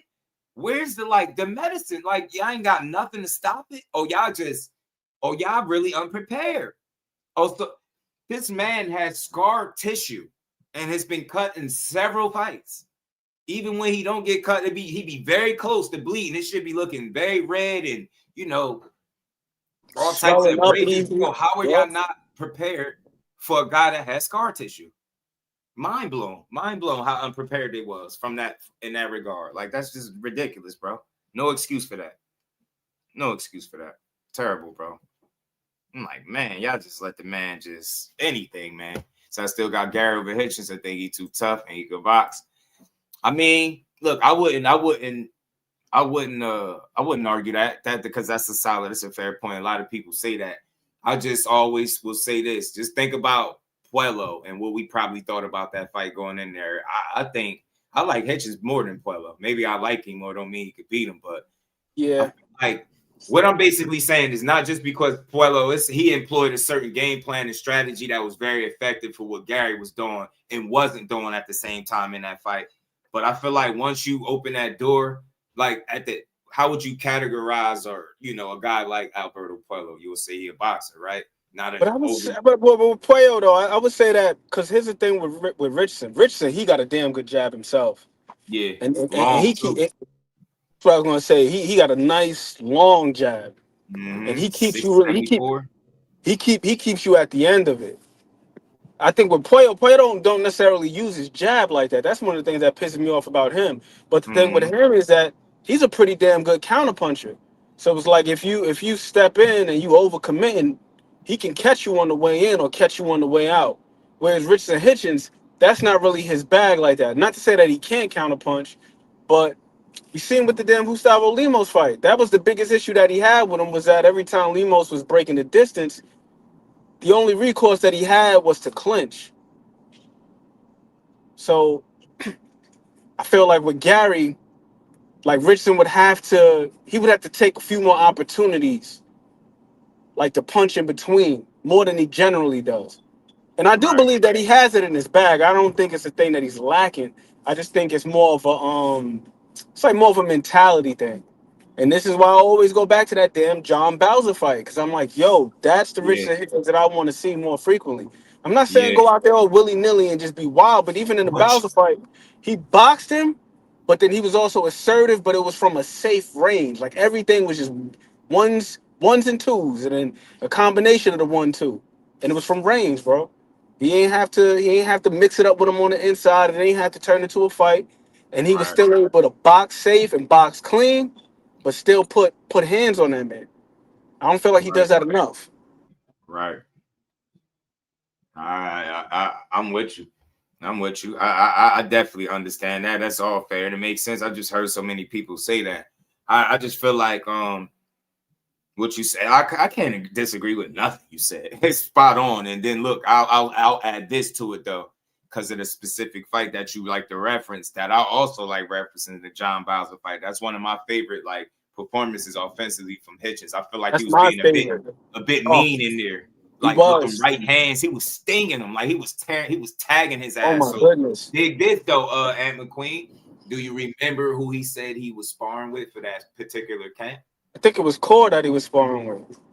You starting to notice a trend? See, but again, like the reason why the John Bowser fight was so impressive to me, that offensive performance, is because he was mean, nasty, like you said, but he didn't have to sacrifice who he is at his core, which is a safety first guy. Like, because he kept it at range. He wasn't going out there just chucking hooks and throwing up, because he ain't turned into no damn Emmanuel Navarrete. He was staying long, but he was strong at the same time. And he was constantly controlling the distance and range. He just couldn't break it. Like, dude could do nothing with Hitchens. It was like a perfect fight for him. Perfect. Only thing he didn't do was stop him. That's it. That was it. And he dropped him too. And he bloodied him up, knotted him up. I was like, damn. Yeah, he took his confidence from him. When I'm watching you and I can visibly see that a guy took your confidence because he beating your ass, that's impressive to me. Like, I love to see that. Like, that's why I was like, yo, Shakur, like, and I not to harp over it too much, but it just was really impressive to see how T.O. talked, even though I knew some of that was false confidence. He really humiliated him. That's a really good word for it. Like, he apologized for slavery. Like, his dad words resonated. He said, "You're gonna hate yourself." The man was right in the back talking about how he hate himself right now. I was like, damn. So imagine if you would have breathed life into him, he probably don't go back there and say that dumb shit. But because like he's just so down on himself and you didn't help him, you didn't breathe life into him in the moments where he needed it. He needed guidance and you just created more doubt. That was whack as hell, man. That was super whack. So, I love to see the heat. His confidence was destroyed. I think the confidence was real, man. I thought it was true. I thought he really believed that. But here's the thing. It's one of them situations where it's a lot different being in there. And I'm sure, because we've seen it time and time again, because we've heard opponents pre-fight and post-fight. Pre-fight, they think it's going to be one way. Like, oh, I'm going to be the one that's going to be able to crack the code. I'm going to be the one that's going to crack the defense. I know how to crack the Philly shell. I know how to close the distance. I know how to do X, Y, Z. And you get in there and you like, nah, this is on another level. Like, this is everything I thought it was, but amplified. Just turned up a whole nother notch. So I think that T.O., I genuinely believe that he thought that he was going to be able to get to Shakur. Then he found out it was a lot harder for a number of reasons. For one, the guy was way more responsible than even he had imagined. The jab was a lot stiffer, a lot firmer than he had imagined. And then also, I'm sure that the quickness, because Shakur is quick. Shakur is not like fast like a Naseem Hamed or somebody like that, but he's very quick. Like he sees the opening, the punches to the target. Everything is short, crisp, and he's very decisive. Right. Just very decisive. Like you can tell when he's gonna let his combinations go and when he feels comfortable letting them go. Yeah. And when he's just gonna just work the jab. Like, and I think that's also part of why he's so accurate too, is because of how decisive he is. He's not just going out there just throwing punches, hoping something lands. That dude is sure. And I think a lot of it has to do with his eyes and his positioning. Very seldom is he off balance or is he out of position to throw or to defend. Whatever he needs to do on a moment's notice, whether he needs to be evasive or he needs to be offensive, he can do so because he's got the what would you call it? He's got the base. Right. He don't be crossing his feet. He don't be overcommitting. He don't be overextending. Like that dude just has phenomenal spatial awareness. And on top of that, he's got great eyes, great vision. It was Blair the Flair that was saying yesterday in that clip that you were playing that one thing about Corus, he never takes his eyes off the target. Yeah, he said he don't blink. He don't, when you see him, and then when you see when a punch, he don't blink. bro, you know how you know that face Core make when a punch come close, but it don't quite land. Yeah. Like this shit right here. Hold on, he do this right here. Yeah, I knew what you was talking about. There? I swear I did. You know what I'm saying? You know what I'm talking about because you be watching him. The punches be coming just a hair short. And he make that like that woo face, like woo. Yeah, like he said, like woo. Like Bro does not blink. He don't miss nothing. He got some of the best eyes in all of boxing. Watching Keyshawn that night was fun too because he had laser focus. And he got those crazy eyes. We was talking about it today, me and Behind the Hands. We like, bro. He said, you can't tell me Keyshawn don't give a fuck. Like, he was like, he don't care, bro. He don't care. He trying to beat your ass. I'm like, nah, he does too, though. He like naturally. Like the way he was scraping and punching at Jermaine Ortiz's body, the intent behind them damn punches. I'm like, yo, I love his energy, bro. He really mean that shit. He got that knockout, bro. He got great eyes too, because the thing, you know, like the thing with Cora is like Cora makes somebody miss. And then he's a little bit more selective about like when he's gonna counterpunch. Because sometimes he'll make you miss and then just change the position. We just gonna go over. I'll walk you over here, and we gonna be toe to toe again. You gonna miss, and I'll walk you over here, and you miss. Then I'll make you pay for it. Keyshawn, it's almost like an automatic response. Like the moment somebody throws a punch, he's already looking to fill the void. Like that dude he's mean, man. He's a savage. But them dudes. And them working together so frequently, it doesn't surprise me that both of them guys got great vision like that because I'm pretty sure they got to be on point like that when they sparring each other. And I think, again, you know me, I'm big on, you know, speaking on how sparring with Shakur be helping these dudes. But let me be fair and real and speak on that other side. Him looking as sharp as what he was had to be Keyshawn pushing him in camp as well. Like, yo, they just gotta. Like, you loving to see somebody in the position that they in, winning, and then y'all natural competitors pushing each other to that next limit. Like, y'all both went out there and was, like, flawless as hell. Like, y'all lost a total of 1 or 2 rounds together.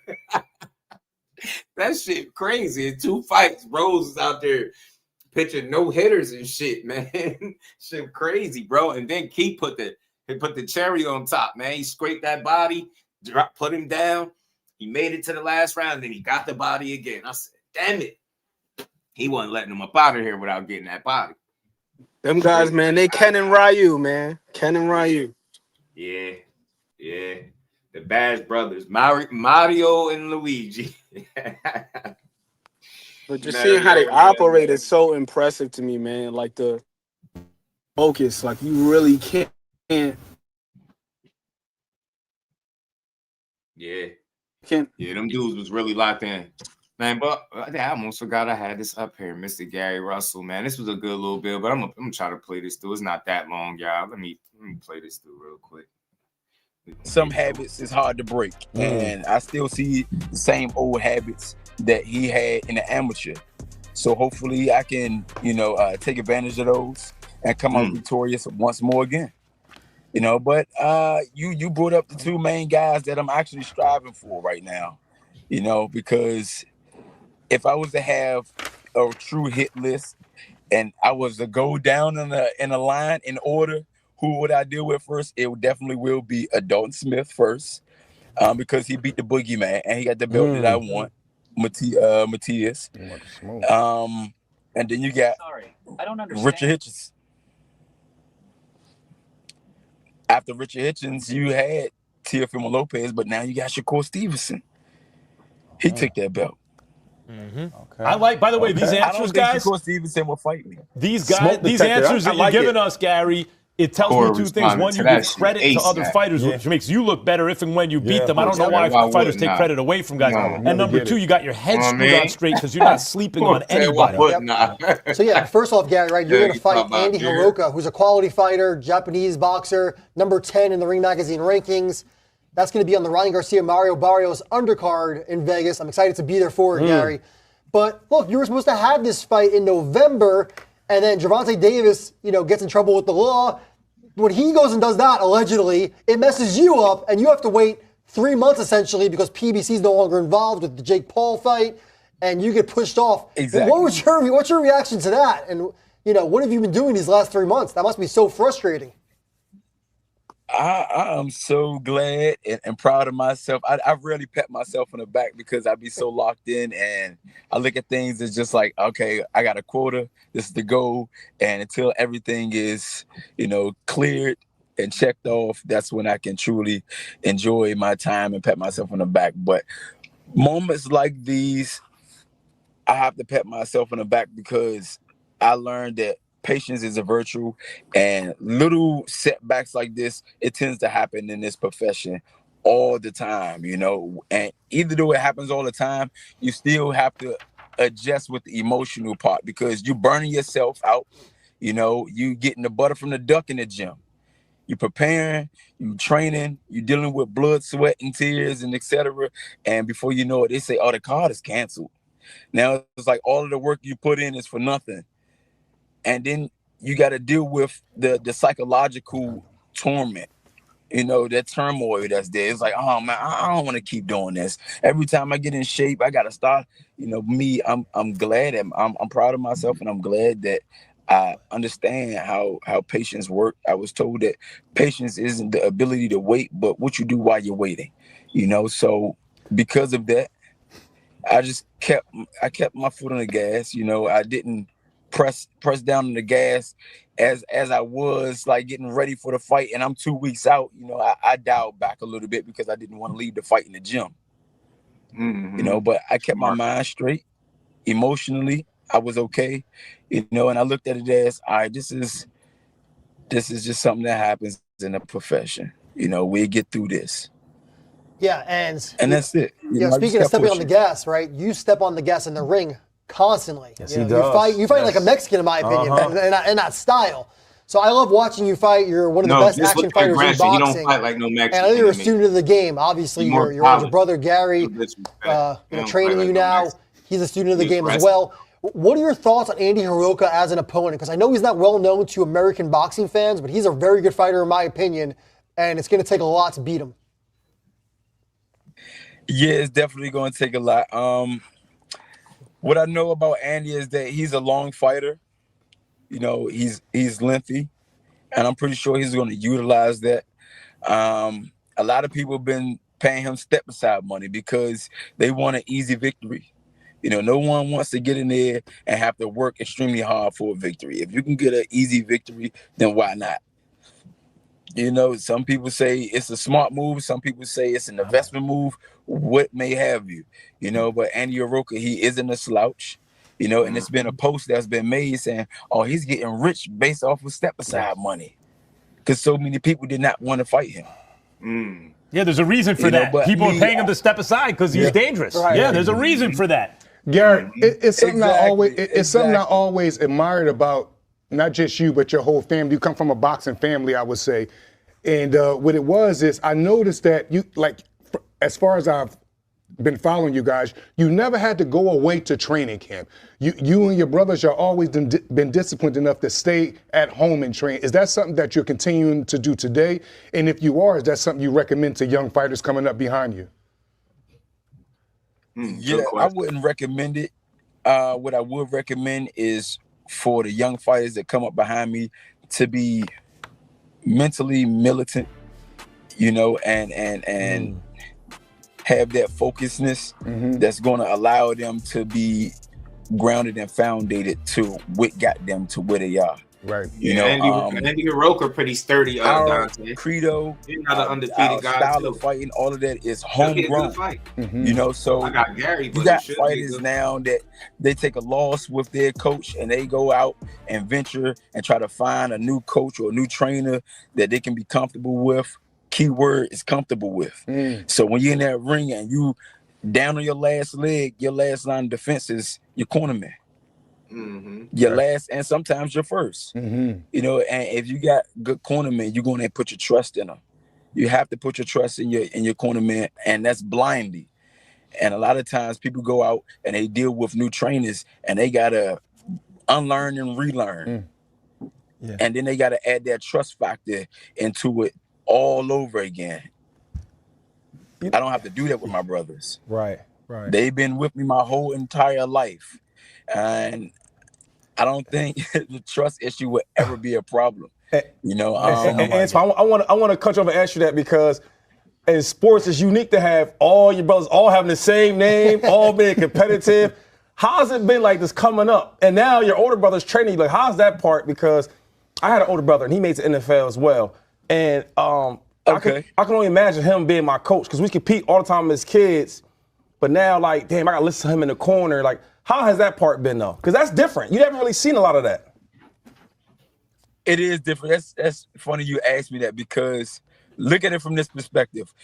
All of my brothers, we've all been students when my father was alive, God rest his soul, and he's been the head coach. My father would say something, and my brothers, they will voice everything that my father would say, so everyone would be in sync. We're all in the same accordance. But now that my father's gone, it's kind of like I'm looking at a student being the general almost. So that change, that subtle, even though it's subtle, that subtle change of looking at the master as a student now, or the student as a master now, is kind of like, I know you still got more to learn because when we was in the dojo together, we was learning the same thing. So I watched you develop and grow, and I know that you have more growing to do. You're not the head coach yet, you know, but like I said, that got 100 people familiarity and like, that comfort zone that I have with my brothers, these are still my brothers. I would trust them outside of this sport with my life. I swear I love the way you brothers, how y'all conduct yourselves. I really love it. I want to go a different direction now real quick. Now, on this show, I notice a lot of these boxers, they'll fight anybody, right? But they know who's the fight to bring them to that next stardom. Like Shakur Stevenson, he always thought he was a star. But he kept saying, when I fight T.O., because T.O.'s a bad mother, when I fight him, I'm going to be that pound-for-pound dude. And sure enough, he's top 3 on the pound-for-pound list.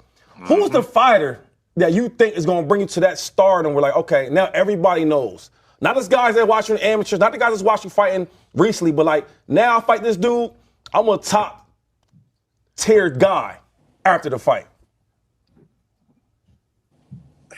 Yeah, it's a name. We know it's a name now. I know you and your brothers be talking about it in the gym. Man, listen. Y'all see the stats. Y'all see the stats out there.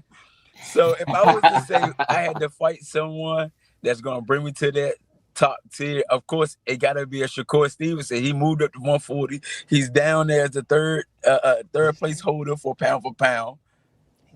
And he just beat kind of like the most extravagant type of fighter at the 140 division, Teofimo Lopez. I feel like he's the most exciting fighter for real at 140, besides myself.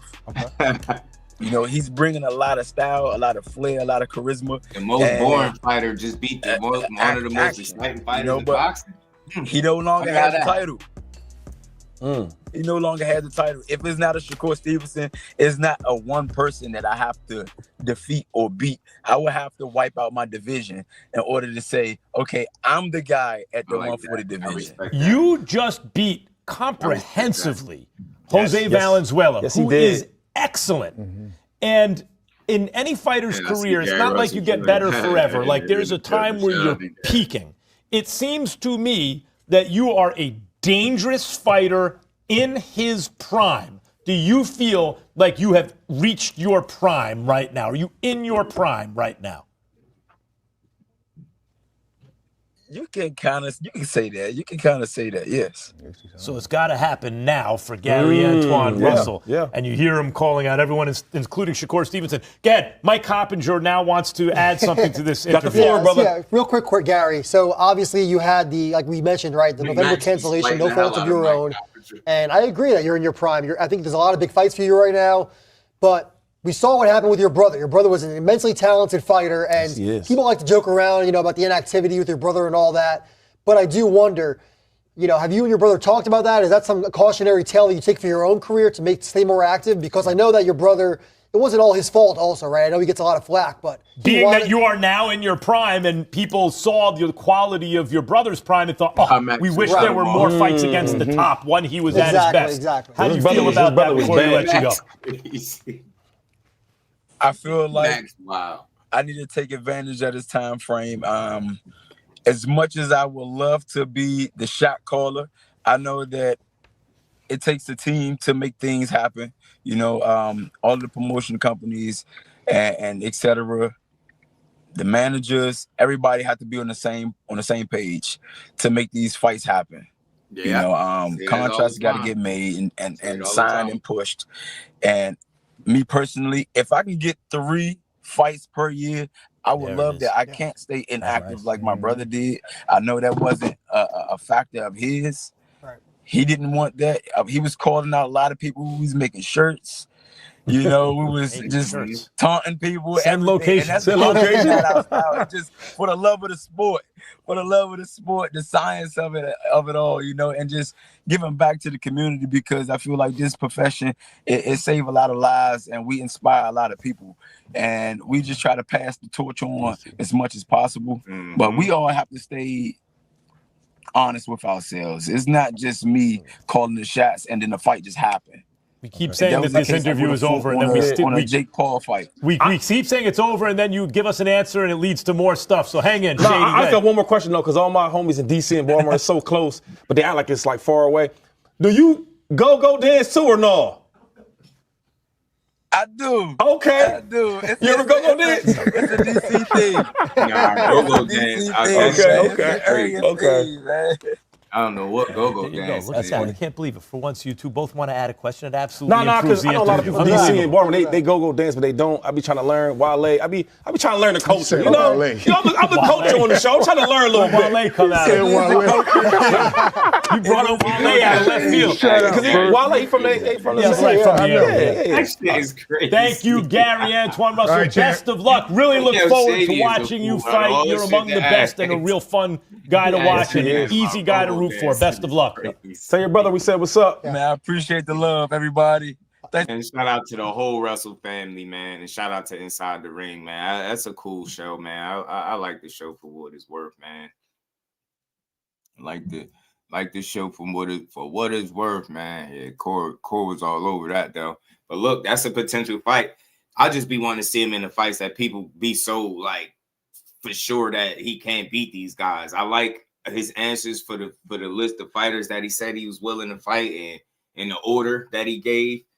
I think he knows Shakur is a challenge. The way they asked him what's the name, he said him, and then he named him last. Dalton Smith this and Shakur Stevenson. I think he knows what's up. But I wish he would have elaborated on why he felt like he won't fight him. Because, you throw that out there, people treat it like, yeah, that's the truth. You heard what Gary said? I heard that shit. You know what I'm saying? But hold on. That was cool. Shout out to Reef. He sent me that.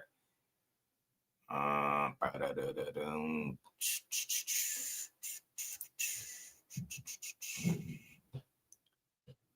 like this. I got Gary over the Andy guy though.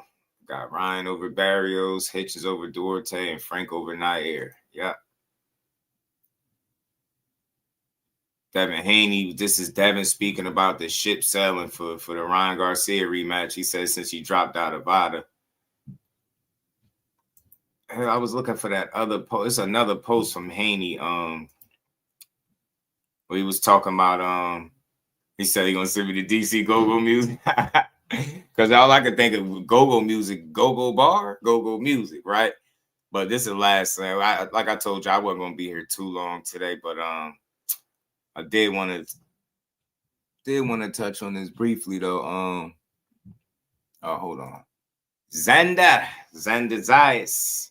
Him and Devin Haney been going at it. And I keep telling people, yo, it's funny how they're telling you lightweights and 140 pounders is ducking Devin. And the whole time this dude sound like he ready to go up to 54. Dude sound like he is ready to go, man. He is ready to go take his talents to 54. Because it's only so long you're going to be able to push that nobody want to fight you. After a while, that shit just going to sound like bullshit. You know what I'm saying? You can't try to convince the whole world that nobody want to fight you. What he said. Devin es más pequeño que tú. Devin ¿Cuánto Haney, más pequeño? es un peso más pequeño que yo. Haney pelea en 47. Okay. Pero sí, es como tú dices, yo pienso que al papá le gusta el sonido más que al hijo. Le gusta estar en el ojo público más que al mismo hijo. Y pues después, obviamente, él tenía que salir y decir algo para no hacer lucir al papá como un ridículo. Yo soy Xander Zayas tiene 2 títulos. Tú sabes que tengo 2 títulos. Tú sabes que me los gané. Porque también puso, Xander Zayas tiene 2 títulos. Tú sabes que los tengo. No tienes que preguntarlo. Es como que es obvio.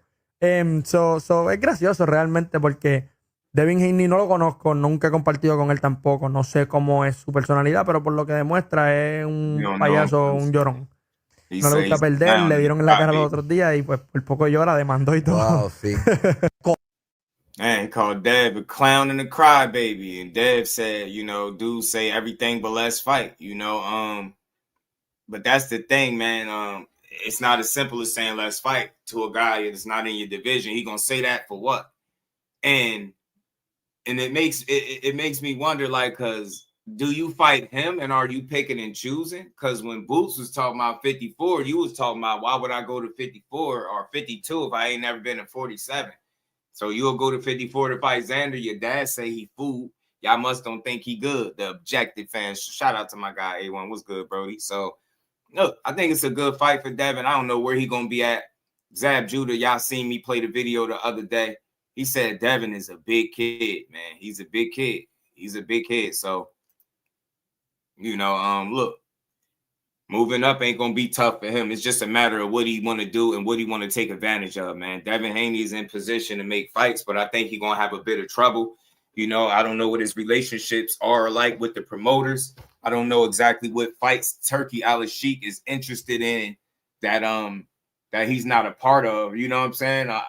I don't know, because you hear him is talking about Xander. I don't know if Turkey mentioned that fight. You know what I'm saying? Considering if that's who we going to be working with.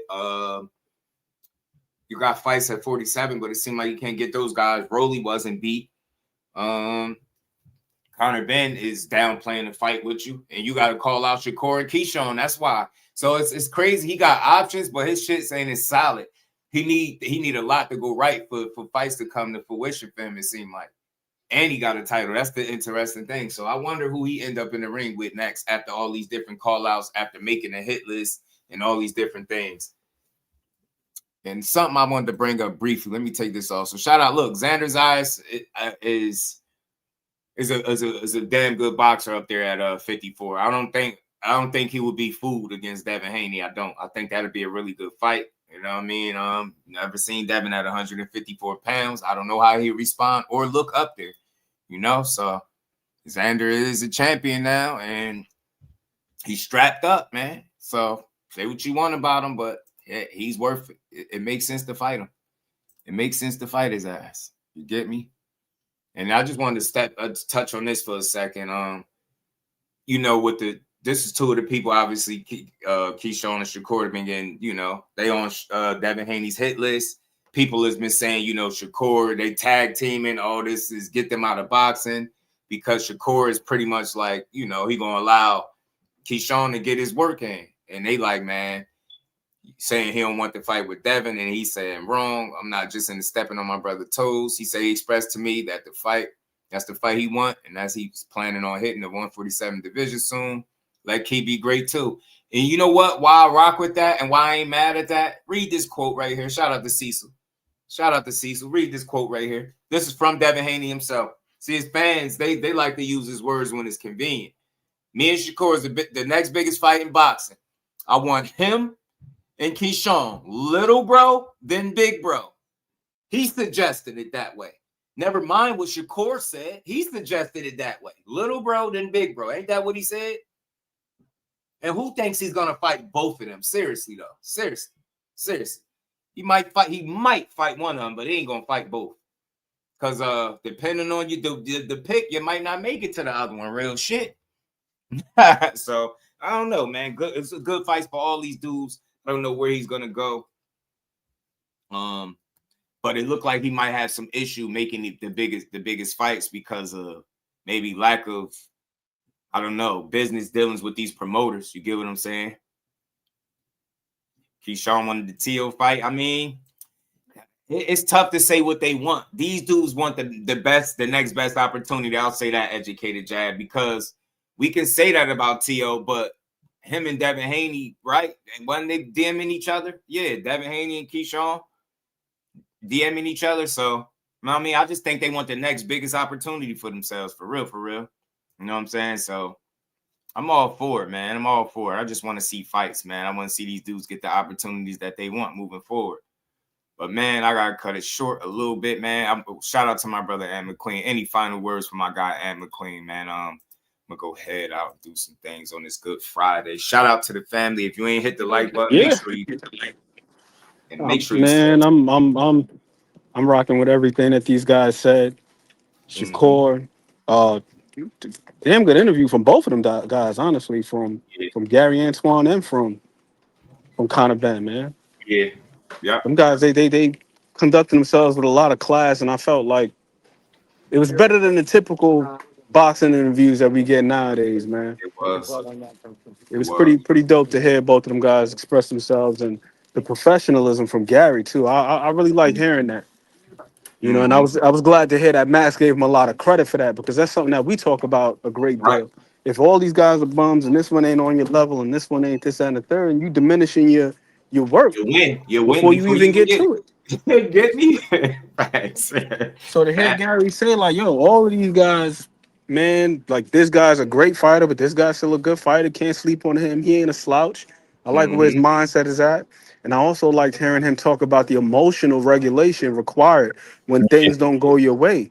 Because imagine that. You over here training, you preparing for months at a time, and you have this huge opportunity. You about to be on Netflix, and it just gets pulled right from under your grasp. You know what I mean? They put a rug right from under your feet. Then they got to get postponed and rescheduled and all this other stuff. So to hear that he's been able to keep himself in check. And another thing that I thought that was important that he said was making sure that he dialed it back so he didn't leave everything in the gym. That was a pretty damn good interview, I must say. And so the people out there, keep supporting my bro out here doing the Lord's work, making sure that boxing gets its just due. For sure. This is what we need out here, man. This is how we maintain as fans, as supporters. Look, I gotta try to make sure I come back tomorrow, because whenever I miss a day or I cut one short, I feel like I definitely gotta come back the next day. So Saturday, being that it ain't a big Saturday with a lot of fight shy, we gonna try to make sure we get a Saturday stream, man. We're gonna sweep and clean the plate, man. Still got about 70 people in here. Look, whatever side you're on, if you vertical, double tap that screen, sub to the channel, whatever side you're on. There, what it do, my guy? Appreciate you. Shout out to B More. Shout out to my dog, Ant McQueen. Everybody that pulled up to rock out with me, man. Look, make sure y'all notifications on. Everybody that's still in here, make sure your notifications on. Hype the live and tap in tomorrow. We gonna build. We gonna have some fun like we always do, and we gonna get boxing is just due. Pugilism. My guy, Juice Man, Kelvin, Yeah, man, they got something coming up too. But yeah, man, A1, man, that's the thing, man. When the best of the best are wanting to fight each other, we supposed to encourage it instead of keep coming up with conversations or reasons why this guy is ducking and that guy is ducking. But it should just, it's foolishness, man. We need to see fights, and we can't see him like that. Shout out to Educated Jab, my guy. Appreciate that, man. That's real, man. Appreciate you for saying that, my guy. Appreciate you. We're going to keep doing that good work. You know how we do, man. But again, shout out to everybody, man. Much love to y'all. Enjoy this Good Friday the 13th. Stay safe. And we're going to be back tomorrow. It's a lot more to talk about. We got some more clips and different things we're going to get into, man. We're going to have some fun with it, man. And it's looking like 2026 might deliver this Boots and Virgil fight for us, man. So I'm telling you, it's one of the better years. It's off to a really good start. Going to hit a little bit of a dry moment, just a bit. But for the most part, it'll be picking right back up. And I think just boxing got to do a good job at, take it quarter by quarter. You know what I'm saying? Deliver the right fights, give us the events, give us the pay-per-views that's worth paying for, stack them the right way, build up these cards, build up the fighters, and we going to build up boxing, yeah? So with that, again, lastly, make sure you hit the like button. It's free. Make sure you support the channel. For those that rock with your boy, shout out to all the channel members. And make sure you share and hype the lives, man. I'll see everybody tomorrow. Peace to representing Brick City, Shakur. Finding those levels too. Look at that 4-punch combination. It's a masterclass right now from Shakur Stevenson. That's what you're seeing. A masterclass. And Shakur meets him with a straight left hand.